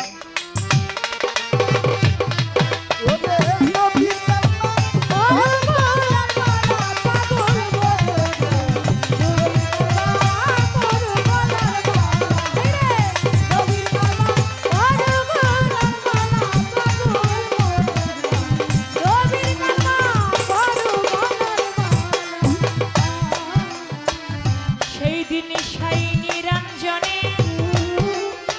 বসিবেন সেই ময়দানে, উপরেতে দারুণ রৌদ্রের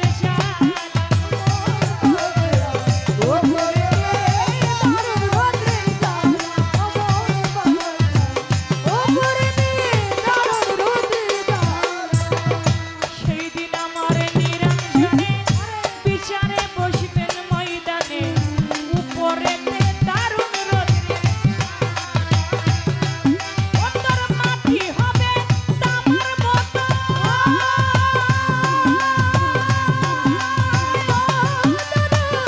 মাটি হবে তামার মতো, কাঁদতে কাঁদতে ভাসবে বদন, মাটি হবে তামার মতো, কাঁদতে কাঁদতে ভাসবে বদন, মাটি হবে তামার মতো, কাঁদতে কাঁদতে ভাসবে বদন।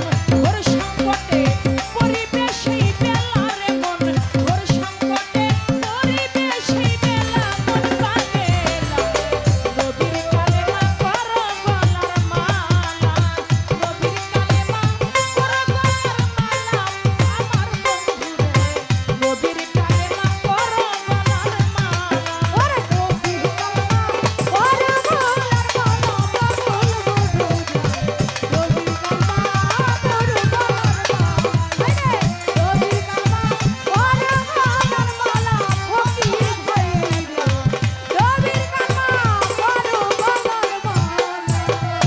সেই দিন আমার রাসূলুল্লাহ গিয়া বসিবেন সেজদায়, মুখে বলবেন সুবহানাল্লাহ,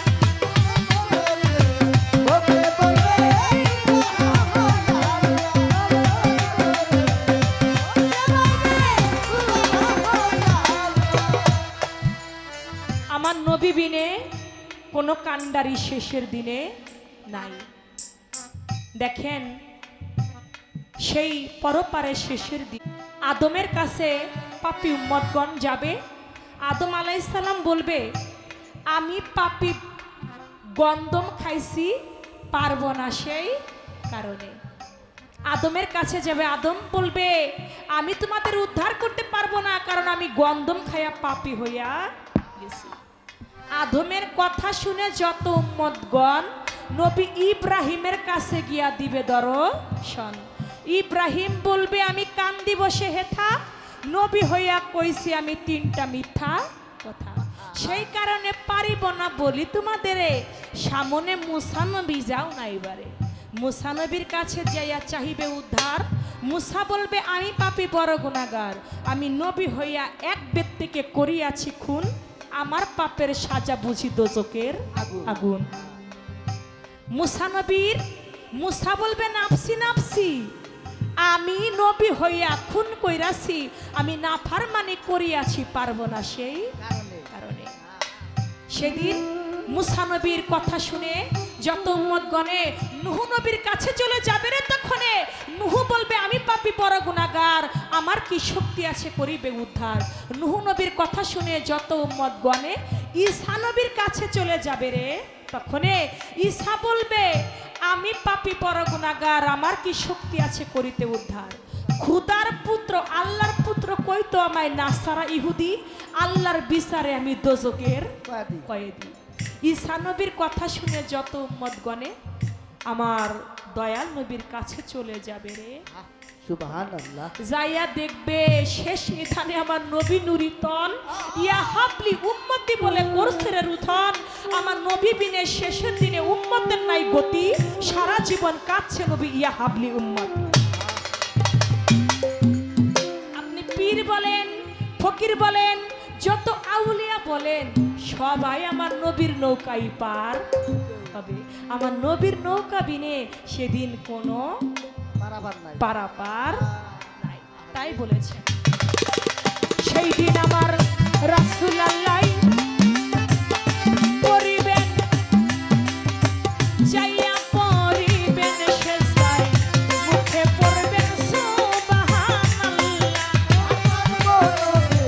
মুখে বলে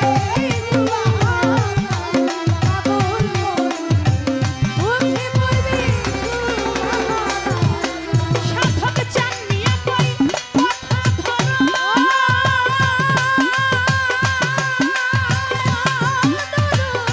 চান্নিয়া কই কথা মানো, আসো যত মুসলমান।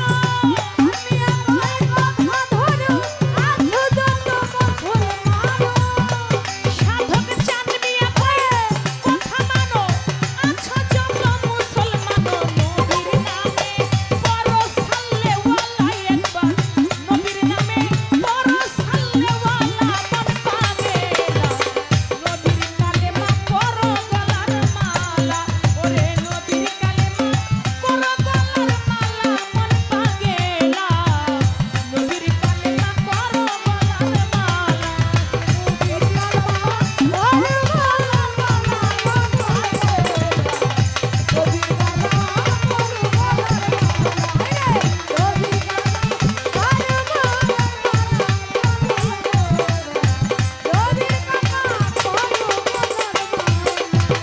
ওই নামেতে এত মধু,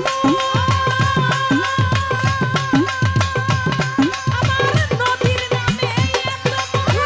বড় ভাই ফকির সাধু, ওই নামেতে ভুলবে বেহেশতের তালা রে তোর, ওই নামে ভুলবে বেহেশতের তালা মন পাগেলা।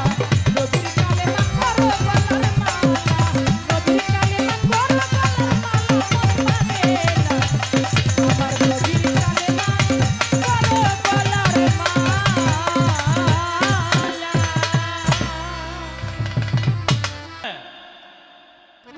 তোমার একটা প্রশ্ন আগে আলগাবাড়ি মেরে লই। কত স্টেজে কলেমার কথা বলছি, পিছনের কথা লয়ে টানাটানি, সামনে তো করার সুযোগ নাই নাকি? কমিটি বলছে কারণ বৃষ্টির কারণে একটু দেরি করে নিছি, পিছনেরটা বাদ। কলেমার জবাব দিয়েছে চমৎকার, তোমার ধন্যবাদ। এবার বইল আল্লাহ বলছে সালাত, নামাজ কোরআনের মধ্যে নাই, সালাতের কথা আছে, সালাত কায়েম করো। তো ফজরের নামাজ পড়িরা জোহরের নামাজ পড়লাম, মাঝখানে ভাগ দিলা কেন? এই দিয়ে আমার প্রশ্ন।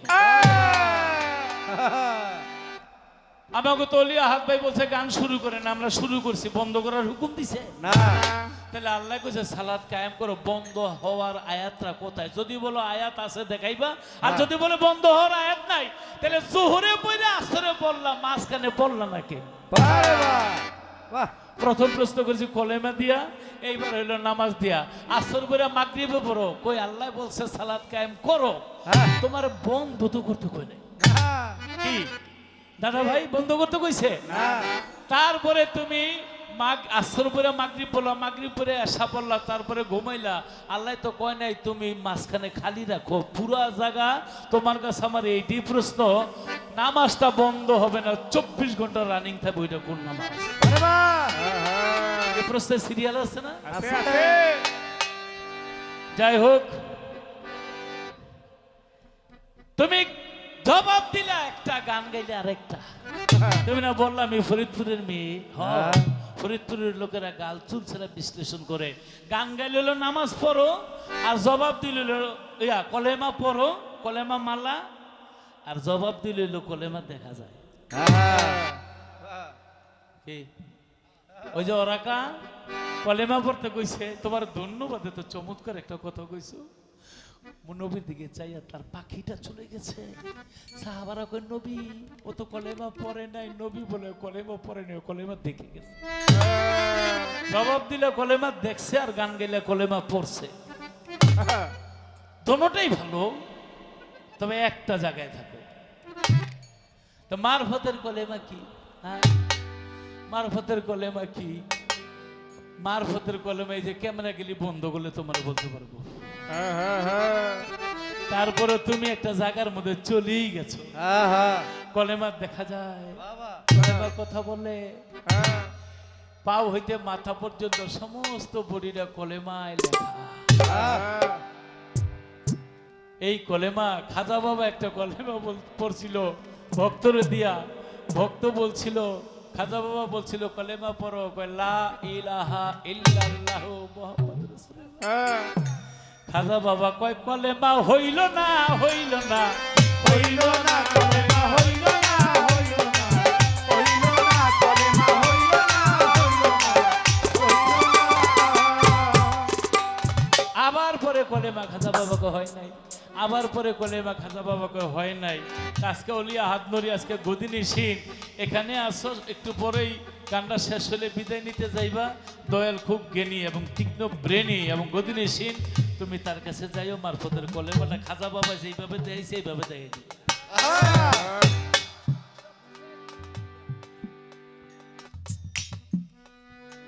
শরীয়তের মাথায় বাড়ি, মারফত তো থাকে না।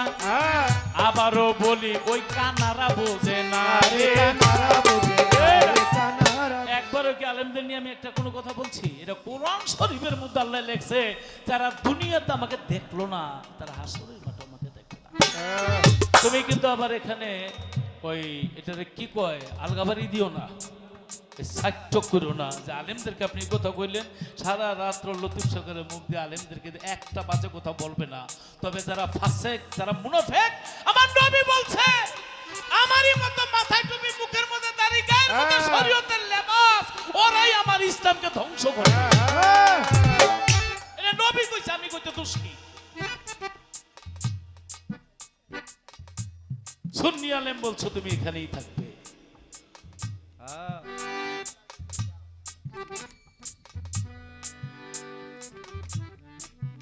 সারা দিন রাস্তার মধ্যে ছেলে মেয়েগুলি রাইখা দানকারীর পিতা মাতা, আমি কোনো গিলানি করছি না, সুখে রাখবেন, কবরের নুরির টুপি পুরাইয়া উঠাবেন রোজ হাসরে।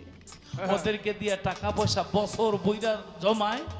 একজন মোল্লা আনছে, হের বায়না 1 লাখ টাকা হেলিকপ্টার দিয়ে আনছে। ঠিক, অথচ মসজিদের আলেম সাহেব যার লগে খান বন উঠা বসা করেন, তারে আপনি 5,000 টাকা বেতন দিতে 100 জনের মধ্যে 60 জন এটা বাকি বুঝে দেয়। কথা ঠিক কি না? ঠিক। এই বেতনে বেশি করে একটু বাড়াই দেন না বেতনটা, উনি আপনার সমাজিত থাকে। ওনার ছেলে আছে, মেয়ে আছে, ঘরের মধ্যে ফ্যানটা ডিস্টার্ব হয়ে রয়েছে, মেয়েটা বড় হয়ে গেছে, বিয়ে শাদী দিব, এরে 2000 টাকা বাড়াই দেন না, আর একজনের 1 লাখ টাকা দিয়ে আনলেন। আইসা কি কয় মিলাদ ক্যাম্প করা যাবে না, ও হাবির ঘরে ও হাবি। আইসা কি কয় নবীর মা বাবা বলে দুজকে যাইবো, বলে নাউজুবিল্লাহ, নাউজুবিল্লাহ মিন জালিক। ওই আপনার ইমাম সাহেব যে ওয়াজ করে উনি ওই ওয়াজ সূরা তওবা 10 নম্বর আয়াত পড়ে দেখেন, একটা মসজিদ করে আগুন দিয়ে জ্বালাই দিছে। কোন মাজার আল্লাহ জ্বালাইতে কইছে কিনা? না। এই তুমি ফরিদপুরের মেয়ে, ভালো কথা, আমি প্রাণ ভরে তোমার দোয়া করি, তুমি আমার মেয়ে, কিন্তু কথা বুঝো, আমি যে যেই কথাগুলি গত আসরে কইছি, আজকে রশি সরকার থাকলে আমার একটা মালা দিত, আর তুমি গো আপনার এগুলি কইেন না। মসজিদ ঘর পুরাই দিছে, কোন কোরআন শরীফের আয়াতের মধ্যে হাদিসের মধ্যে কোথাও বলে না যে এই মাজারটা পুরাই দাও। ওই মসজিদরা কি মসজিদ? মসজিদের নাম হলো জেরার মসজিদ। ওই মসজিদের মধ্যে ওখানে মানুষ মারার পরিকল্পনা করত। আমার নবীর পর্যন্ত দাওয়াত দিচ্ছে কলঙ্ক দেওয়ার জন্য। নবী যাবে, আল্লাহ পবিত্র কোরআন সূরা তওবার 10 নম্বর আয়াত দিয়ে বলে দিলেন, দোস্ত আপনি মসজিদে যাবেন না, শুধু যাবেন না, মসজিদে আগুন দিয়ে পুরাই দেন। এই ওয়াজ করে কেউ শুনছেন? কেউ? যেই মসজিদের ভিতরে মানুষ মারার পরিকল্পনা করে, মানুষকে হত্যা করার পরিকল্পনা করে, সেই মসজিদে আমি লতিফ সরকার বলি না, এখানে সবার হাতে স্মার্ট মোবাইল আছে। টান দেন সূরা তওবার 10 নম্বর আয়াত টান দেন। কোরআন একটা অপশন আছে এখানে, টান দেন। আল্লাহ পড়াই দিতে কইছে, আমি লতিফ সরকার বলি না।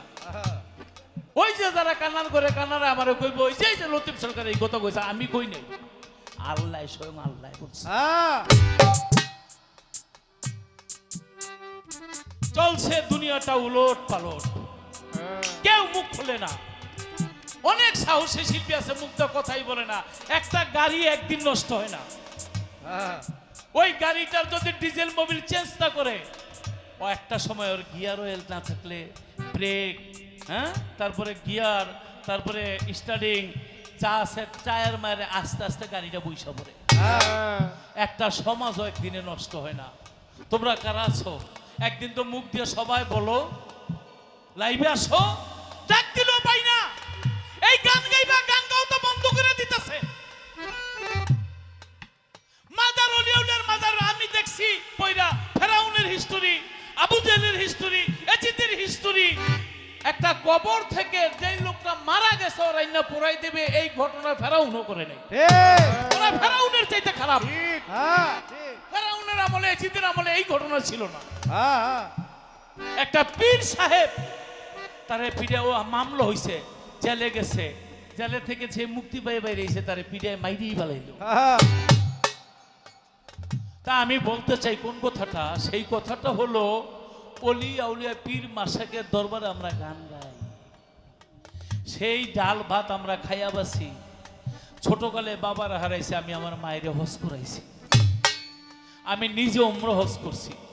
অথচ সেই অলিয়া উলিয়ার দরবারের মধ্যে ভাঙচুর হয়, তাদের গান গাইয়ে আমি লতিফ সরকার তুমি আমরা সবাই বেঁচে আছি, তাদেরকে পিটায় মাইরা ফলায়, মুখ বন্ধ কইরা থাকে। এদেরকে বলা হয় কি, আমি আর বাসাটা বললাম না, তবে এই কথাটাই বললাম, একদিন ওলি তোমারে জিজ্ঞেস করবে তুই আমার দরবারে গান গাইছস, সেই টাকা নিয়ে ডাল ভাত খেয়ে বাচ্চস, আমার গায়ে আঘাত করলো, তুই মুখটা পর্যন্ত খুললি না, আমি তোর জন্য আল্লাহর দরবার দোয়া করব। ওই মদিনাওয়ালা আমার নবীর কয় বড় ভাই, নাউজুবিল্লাহ মিন জালিক। হ্যাঁ, আমার নবী যে খেজুর গাছের মধ্যে হেলান দিয়া খুতবা পড়ছে, এই খেজুর গাছটা নবীর শোকে মারা গেছে। আল্লাহ বলে আসো আমরা সবাই খেজুর গাছটা জানাজা করি। এই খেজুর গাছটা হাসরে মাঠে বেহেশতে যাই। কেন? নবী খালি একটু ছোঁয়া দিছিল। আর যেই মা মেনার গর্বে আমার নবী ছিল, যেই পিতা আব্দুল্লাহর ওরসে আমার নবী ছিল, ওরা আইসা ওয়াজের মধ্যে কারাত বায়না করে আনে আল্লাহ জানে। আইসা স্যারের মধ্যে বইসা পুরান পুকুরের কই মাছ, রুই মাছ, শিং মাছ, মুরগির রান খাওয়াইয়া, এরপরে স্যারের মধ্যে বয় ঘি গু খাইয়া ওয়াজ করে নবীর মা বাবা দোজকে যাবে। নাউজুবিল্লাহ, এই কথাটা বলতে তোর বুকটা কাঁপে না? নবী বলছিল আল্লাহ গো আমার মা বাবার কি হবে? তখন আল্লাহ নিজে একটা দোয়া শিখাই দিছে। কে শিখাইছে? আল্লাহ নিজে। দোস্ত দুই হাত তুলে বলেন রাব্বির হামহুমা কামা রাব্বায়ানি সগীরা। সন্তান হাত তুলে আল্লাহর দরবারে দোয়া করলে আমি আল্লাহ তার মা বাবার গুনাহ মাফ করে দেই। সুবহানাল্লাহ, সুবহানাল্লাহ। এই দোয়াটা শিখাইলো কে? আল্লাহ। কারে শিখাইছে? তো নবী যদি এই দোয়ায় যদি সন্তানের দোয়ায় মা বাবা জান্নাতে যায়, তাহলে নবী যদি দোয়া করে নবীর মা বাবা দোজকে যাবে, এই কথাটা বলতে তোর কলিজাটা কাঁপে না? আলেমদেরকে আমি শ্রদ্ধা করে, আমি নিজে 5 ওয়াক্ত নামাজ পড়ি, আমার বউ বাচ্চা পরিবার নিয়ে জামাতের শহীদ। কিন্তু সন্ত্রাস কোনো দলের না, জঙ্গি কোনো দলের না, মুনাফিক কোনো দলের না। চন্দ্র সরকার, আমি তাদের কথা বলছি। যেইভাবে জিজ্ঞাসা করে, যেইভাবে জিজ্ঞাসা করে, ভুলি নাই তাই মনে পড়ে, যেইভাবে জিজ্ঞাসা করে, ভুলি নাই তাই মনে পড়ে। হায় রে বৃহস্পতিবার, হায় রে বৃহস্পতিবার, হায় রে বৃহস্পতিবার। কপাল থাপড়াইছে আর বলছে, এই কথাটা কে বলছে? হ্যাঁ, আলাউল নামে একজন পাগল ছিল, উনি বৃহস্পতিবারের দরবার ত্যাগ করে গেছিল না।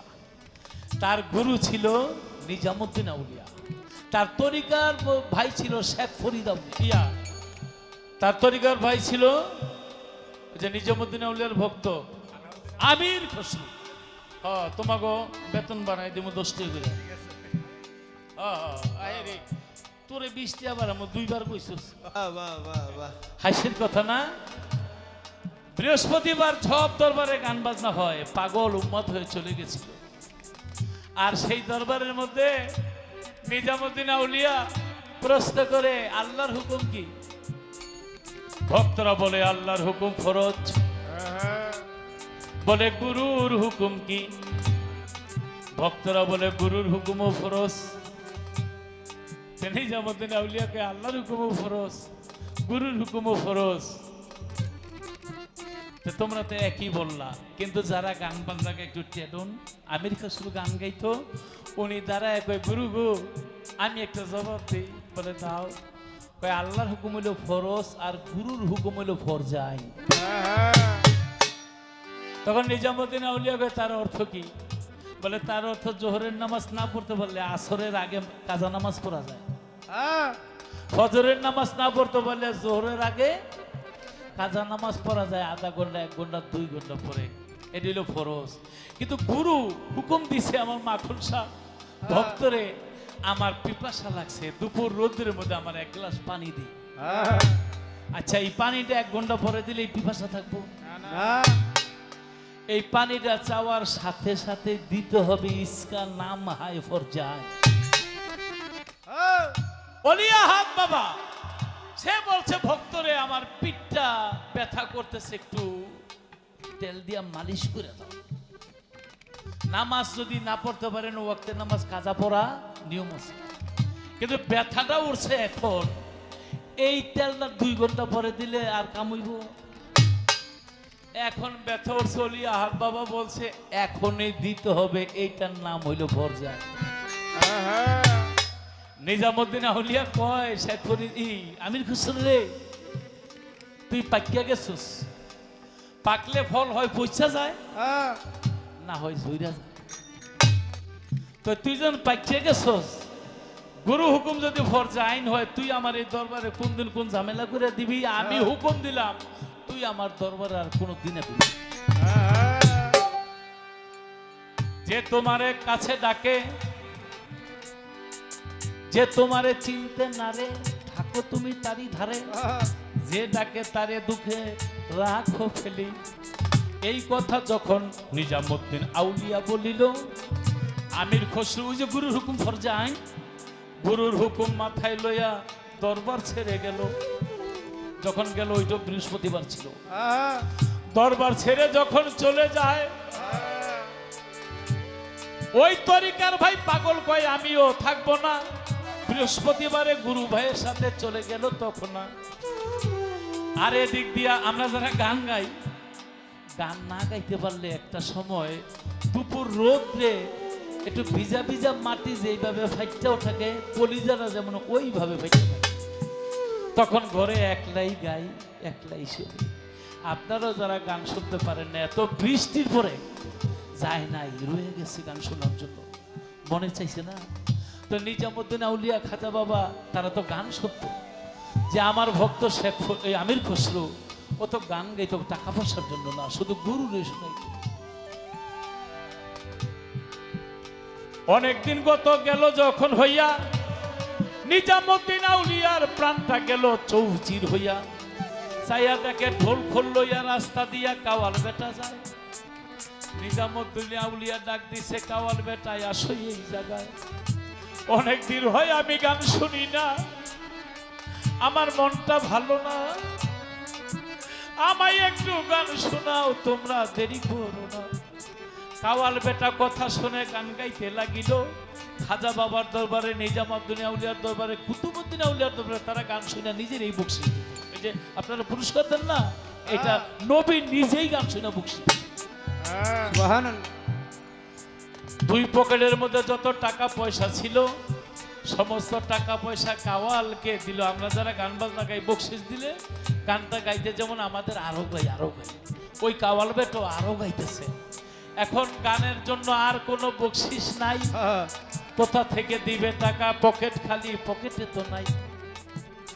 ওরে খরম জোড়া দিয়া দিল, কাওয়াল বেটা মাথায় নিল, খরম জোড়া দিয়া দিল।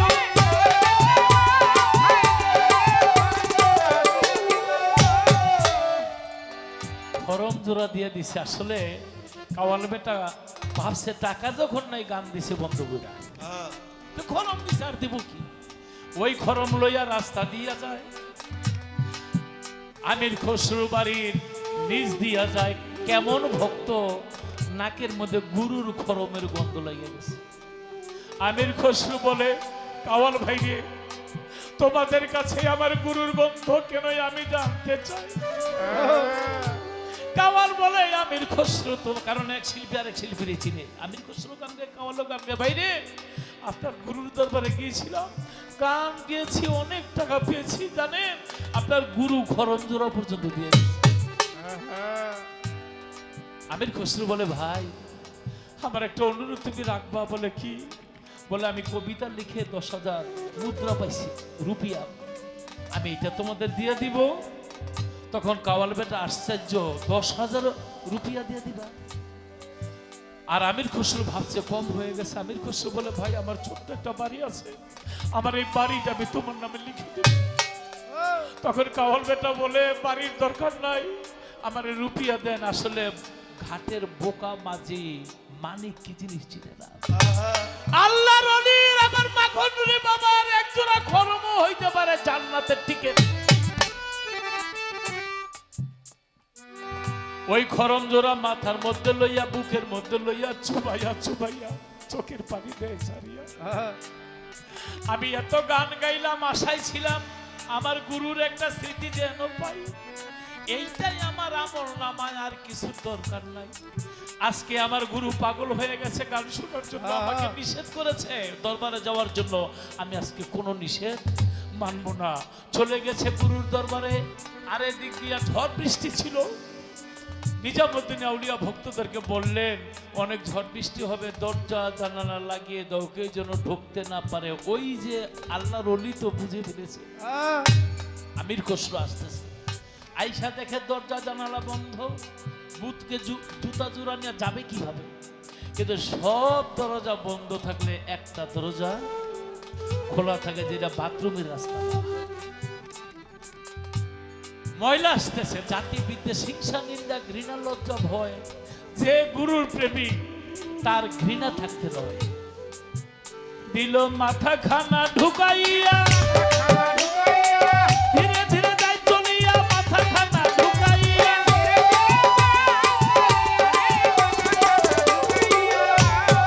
ওই ব্রেন দিয়া মাথা এইভাবে যাইতে যাইতে যাইতে যাইতে কতটুকু যাইয়া সরু রাস্তা, আর ভিতরে যাইতে পারে না, তেমন একটা বাইরে হইতে পারে না। আর হঠাৎ করে ঝড় বৃষ্টি বন্ধ হয়ে গেছে, তরিকার ভাইরা বাথরুমে এসেছে। যদি ওইটার নালাটা বন্ধ হয়ে থাকে তাহলে পানি ময়লা উপরে উঠা যায় না। তরিকার ভাইরা বলে, কি যেন মাঝখানে পড়ে আছে, নালা গেছে বন্ধ হইয়া। হাতের মধ্যে একটা বাঁশের কইচা লইয়া, মাখানা চোকাইয়া, বাঁশের কইচা, বাঁশের একেবারে চোকায়া একজন আরেকজনকে বলে, খোঁচা মারো। এমন জোরে খোঁচা মারে, লাগে আমির খসরু মাথার উপরে, এমন জোরে খোঁচা মারে।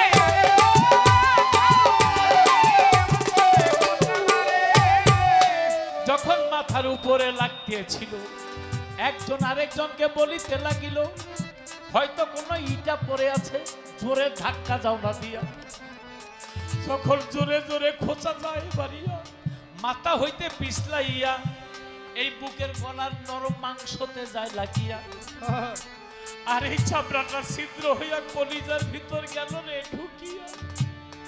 আমির খসরু প্রাণ পাখিটা যায় উড়িয়া, যাওয়ার আগে যাই বলিয়া, প্রাণ পাখিটা যায় উড়িয়া।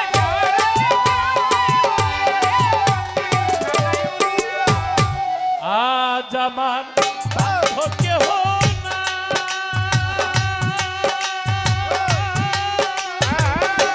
দয়াল গুরু তুমি বিহনে। আজ আমার বান্ধব কেহ না,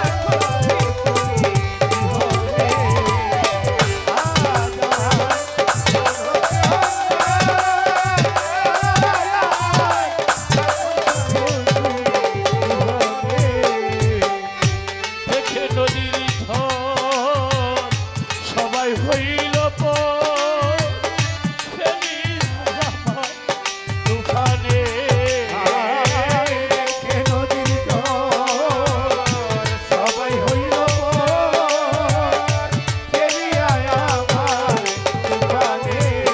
মনি হাত তুরি দেখে নদীর ঝড় সবাই হইল পর ফেলি যায় আমার তুফানে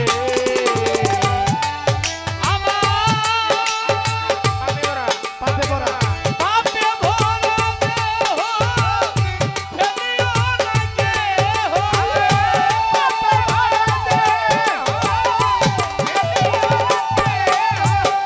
তাকে তোমার কান্দর তাকে তোমার কান্দর মাখন ছা কোথায় আছো দয়ালো ধরণী দানে মাখন ছা বাবা তুমি বিহনে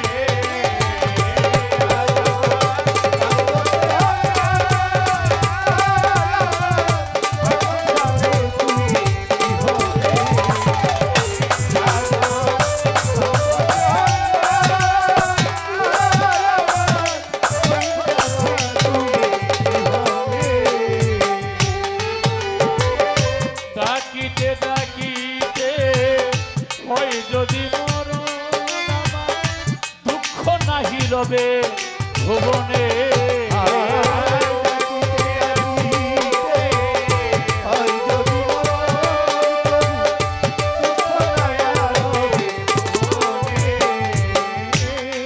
ওই নাম জপিতে জপিতে ভান্ডারি জপিতে জপিতে হয় যদি মরণ আমার দুঃখ নাহি রবে ভুবনে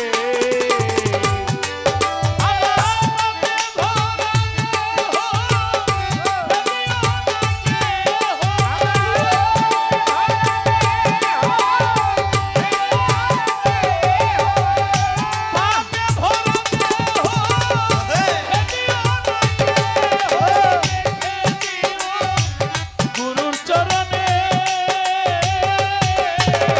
ওলিয়া হাত ছাড়ি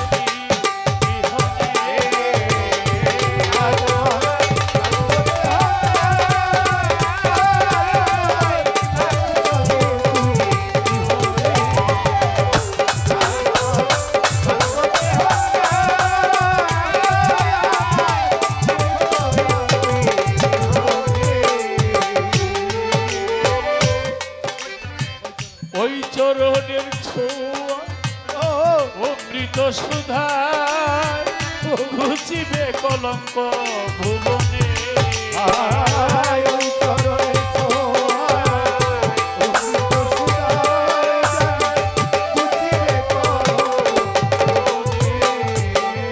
মাখন বাবা চরণের ছোঁয়া অমৃত সুধা ঘুচিবে কলঙ্ক ভুবনে।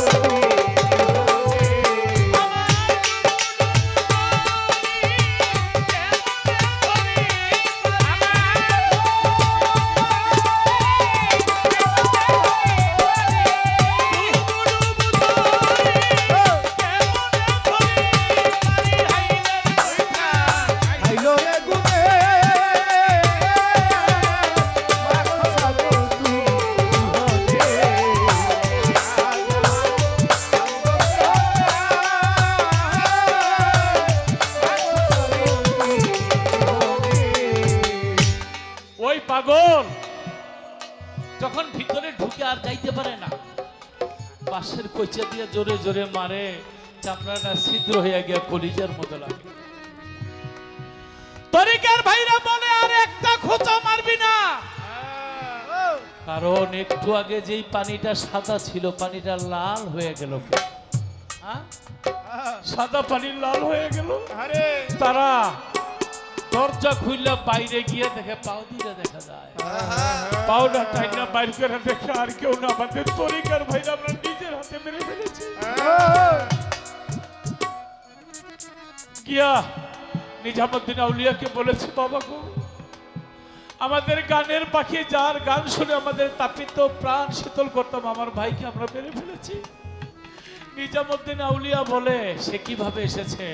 বলে তার কাছে কিছুই নাই, আপনার পায়ের খরম জোড়া তার বুকের মধ্যে। নিজামুদ্দিন আউলিয়া বলেছে, আমি জানতাম ও একদিন কোনো না কোনো ঘটনা ঘটাবে, এই জন্য বলছি তুমি দরবার ছেড়ে চলে যাও।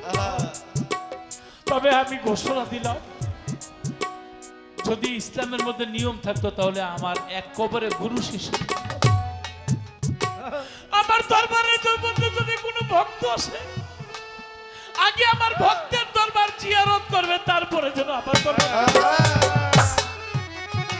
দিল্লিতে নিজামুদ্দিন বাবার দরবারে অনেকবার গিয়েছি।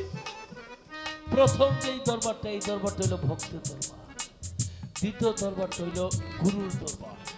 নিজে জানাজা কইরা নামাজ পড়া ঘরের মধ্যে দরজা দিয়া শুয়ে দিছে, বলছে আমার কেউ ডাকিস না। কিন্তু একটু পরে কবরের মধ্যে নামাইছে ওই যে পাগল। এই পাগল বলে, খবর পাইলাম আমার গুরু ভাই চলে গেছে, আমার শেষবারের মধ্যে একটু মুখটা দেখাও। মুখের কাপড়টা সরাইছে, ছায়া দেখে কিসের আমির খুসুর, স্বয়ং নিজামুদ্দিন আউলিয়া শুয়ে। কারে মাটি দেশ, এ তো আমার গুরু নিজামুদ্দিন আউলিয়া। ঘরের মধ্যে দরজা খুললে চায় দেখে ঘরের মধ্যে নিজামুদ্দিন আউলিয়া, কবরের মধ্যে নিজামুদ্দিন। চুন আর হলুদ একসাথে মিশাইলে চুনের সাদা রং থাকে না, হলুদের হলুদ রং থাকে না, দুই রং ছেড়ে এক রং। যখন গুরু আর শিষ্য আমার মাখন সার অলিয়া শাহ প্রেমে যখন মাখামাখি হবে, তখন দেখবেন দুই রং ছেড়ে আলাদা রং। তখন সে চিৎকার করে বলেছিল বারবার কপাল থাপড়াইয়া, হাই রে বৃহস্পতিবার, হাই রে বৃহস্পতিবার, হাই রে বৃহস্পতিবার। সে শুধু গুরুকে হারায় নাই, গুরুকে হারাইছে, তার তরিকার ভাইকে হারাইছে। বৃহস্পতিবারে তিনি দরবার ছেড়ে চলে গেছেন। এই জন্য সকল ভক্তরা বৃহস্পতিবারে গুরুর দরবারে যায়, গুরুর দরবার থেকে আসে না জিয়ারত না করা। ওই পাগল কপাল থাপড়ায় থাপড়ায় বলছিল, আমার গুরুকে হারাইলাম, গুরু ভাইকে হারাইলাম, কপাল থাপড়ায়, হাই রে বৃহস্পতিবার, হাই রে বৃহস্পতিবার। আমাকে এখানে চন্দ্র সরকার বলেছে পালার গান একটি করে বিচ্ছেদ। তা আসলে একটা সময় বিচ্ছেদ গাইতাম, যেই বিচ্ছেদে একজন প্রেমিকাকে খুঁজতাম, কিন্তু এখন বিচ্ছেদ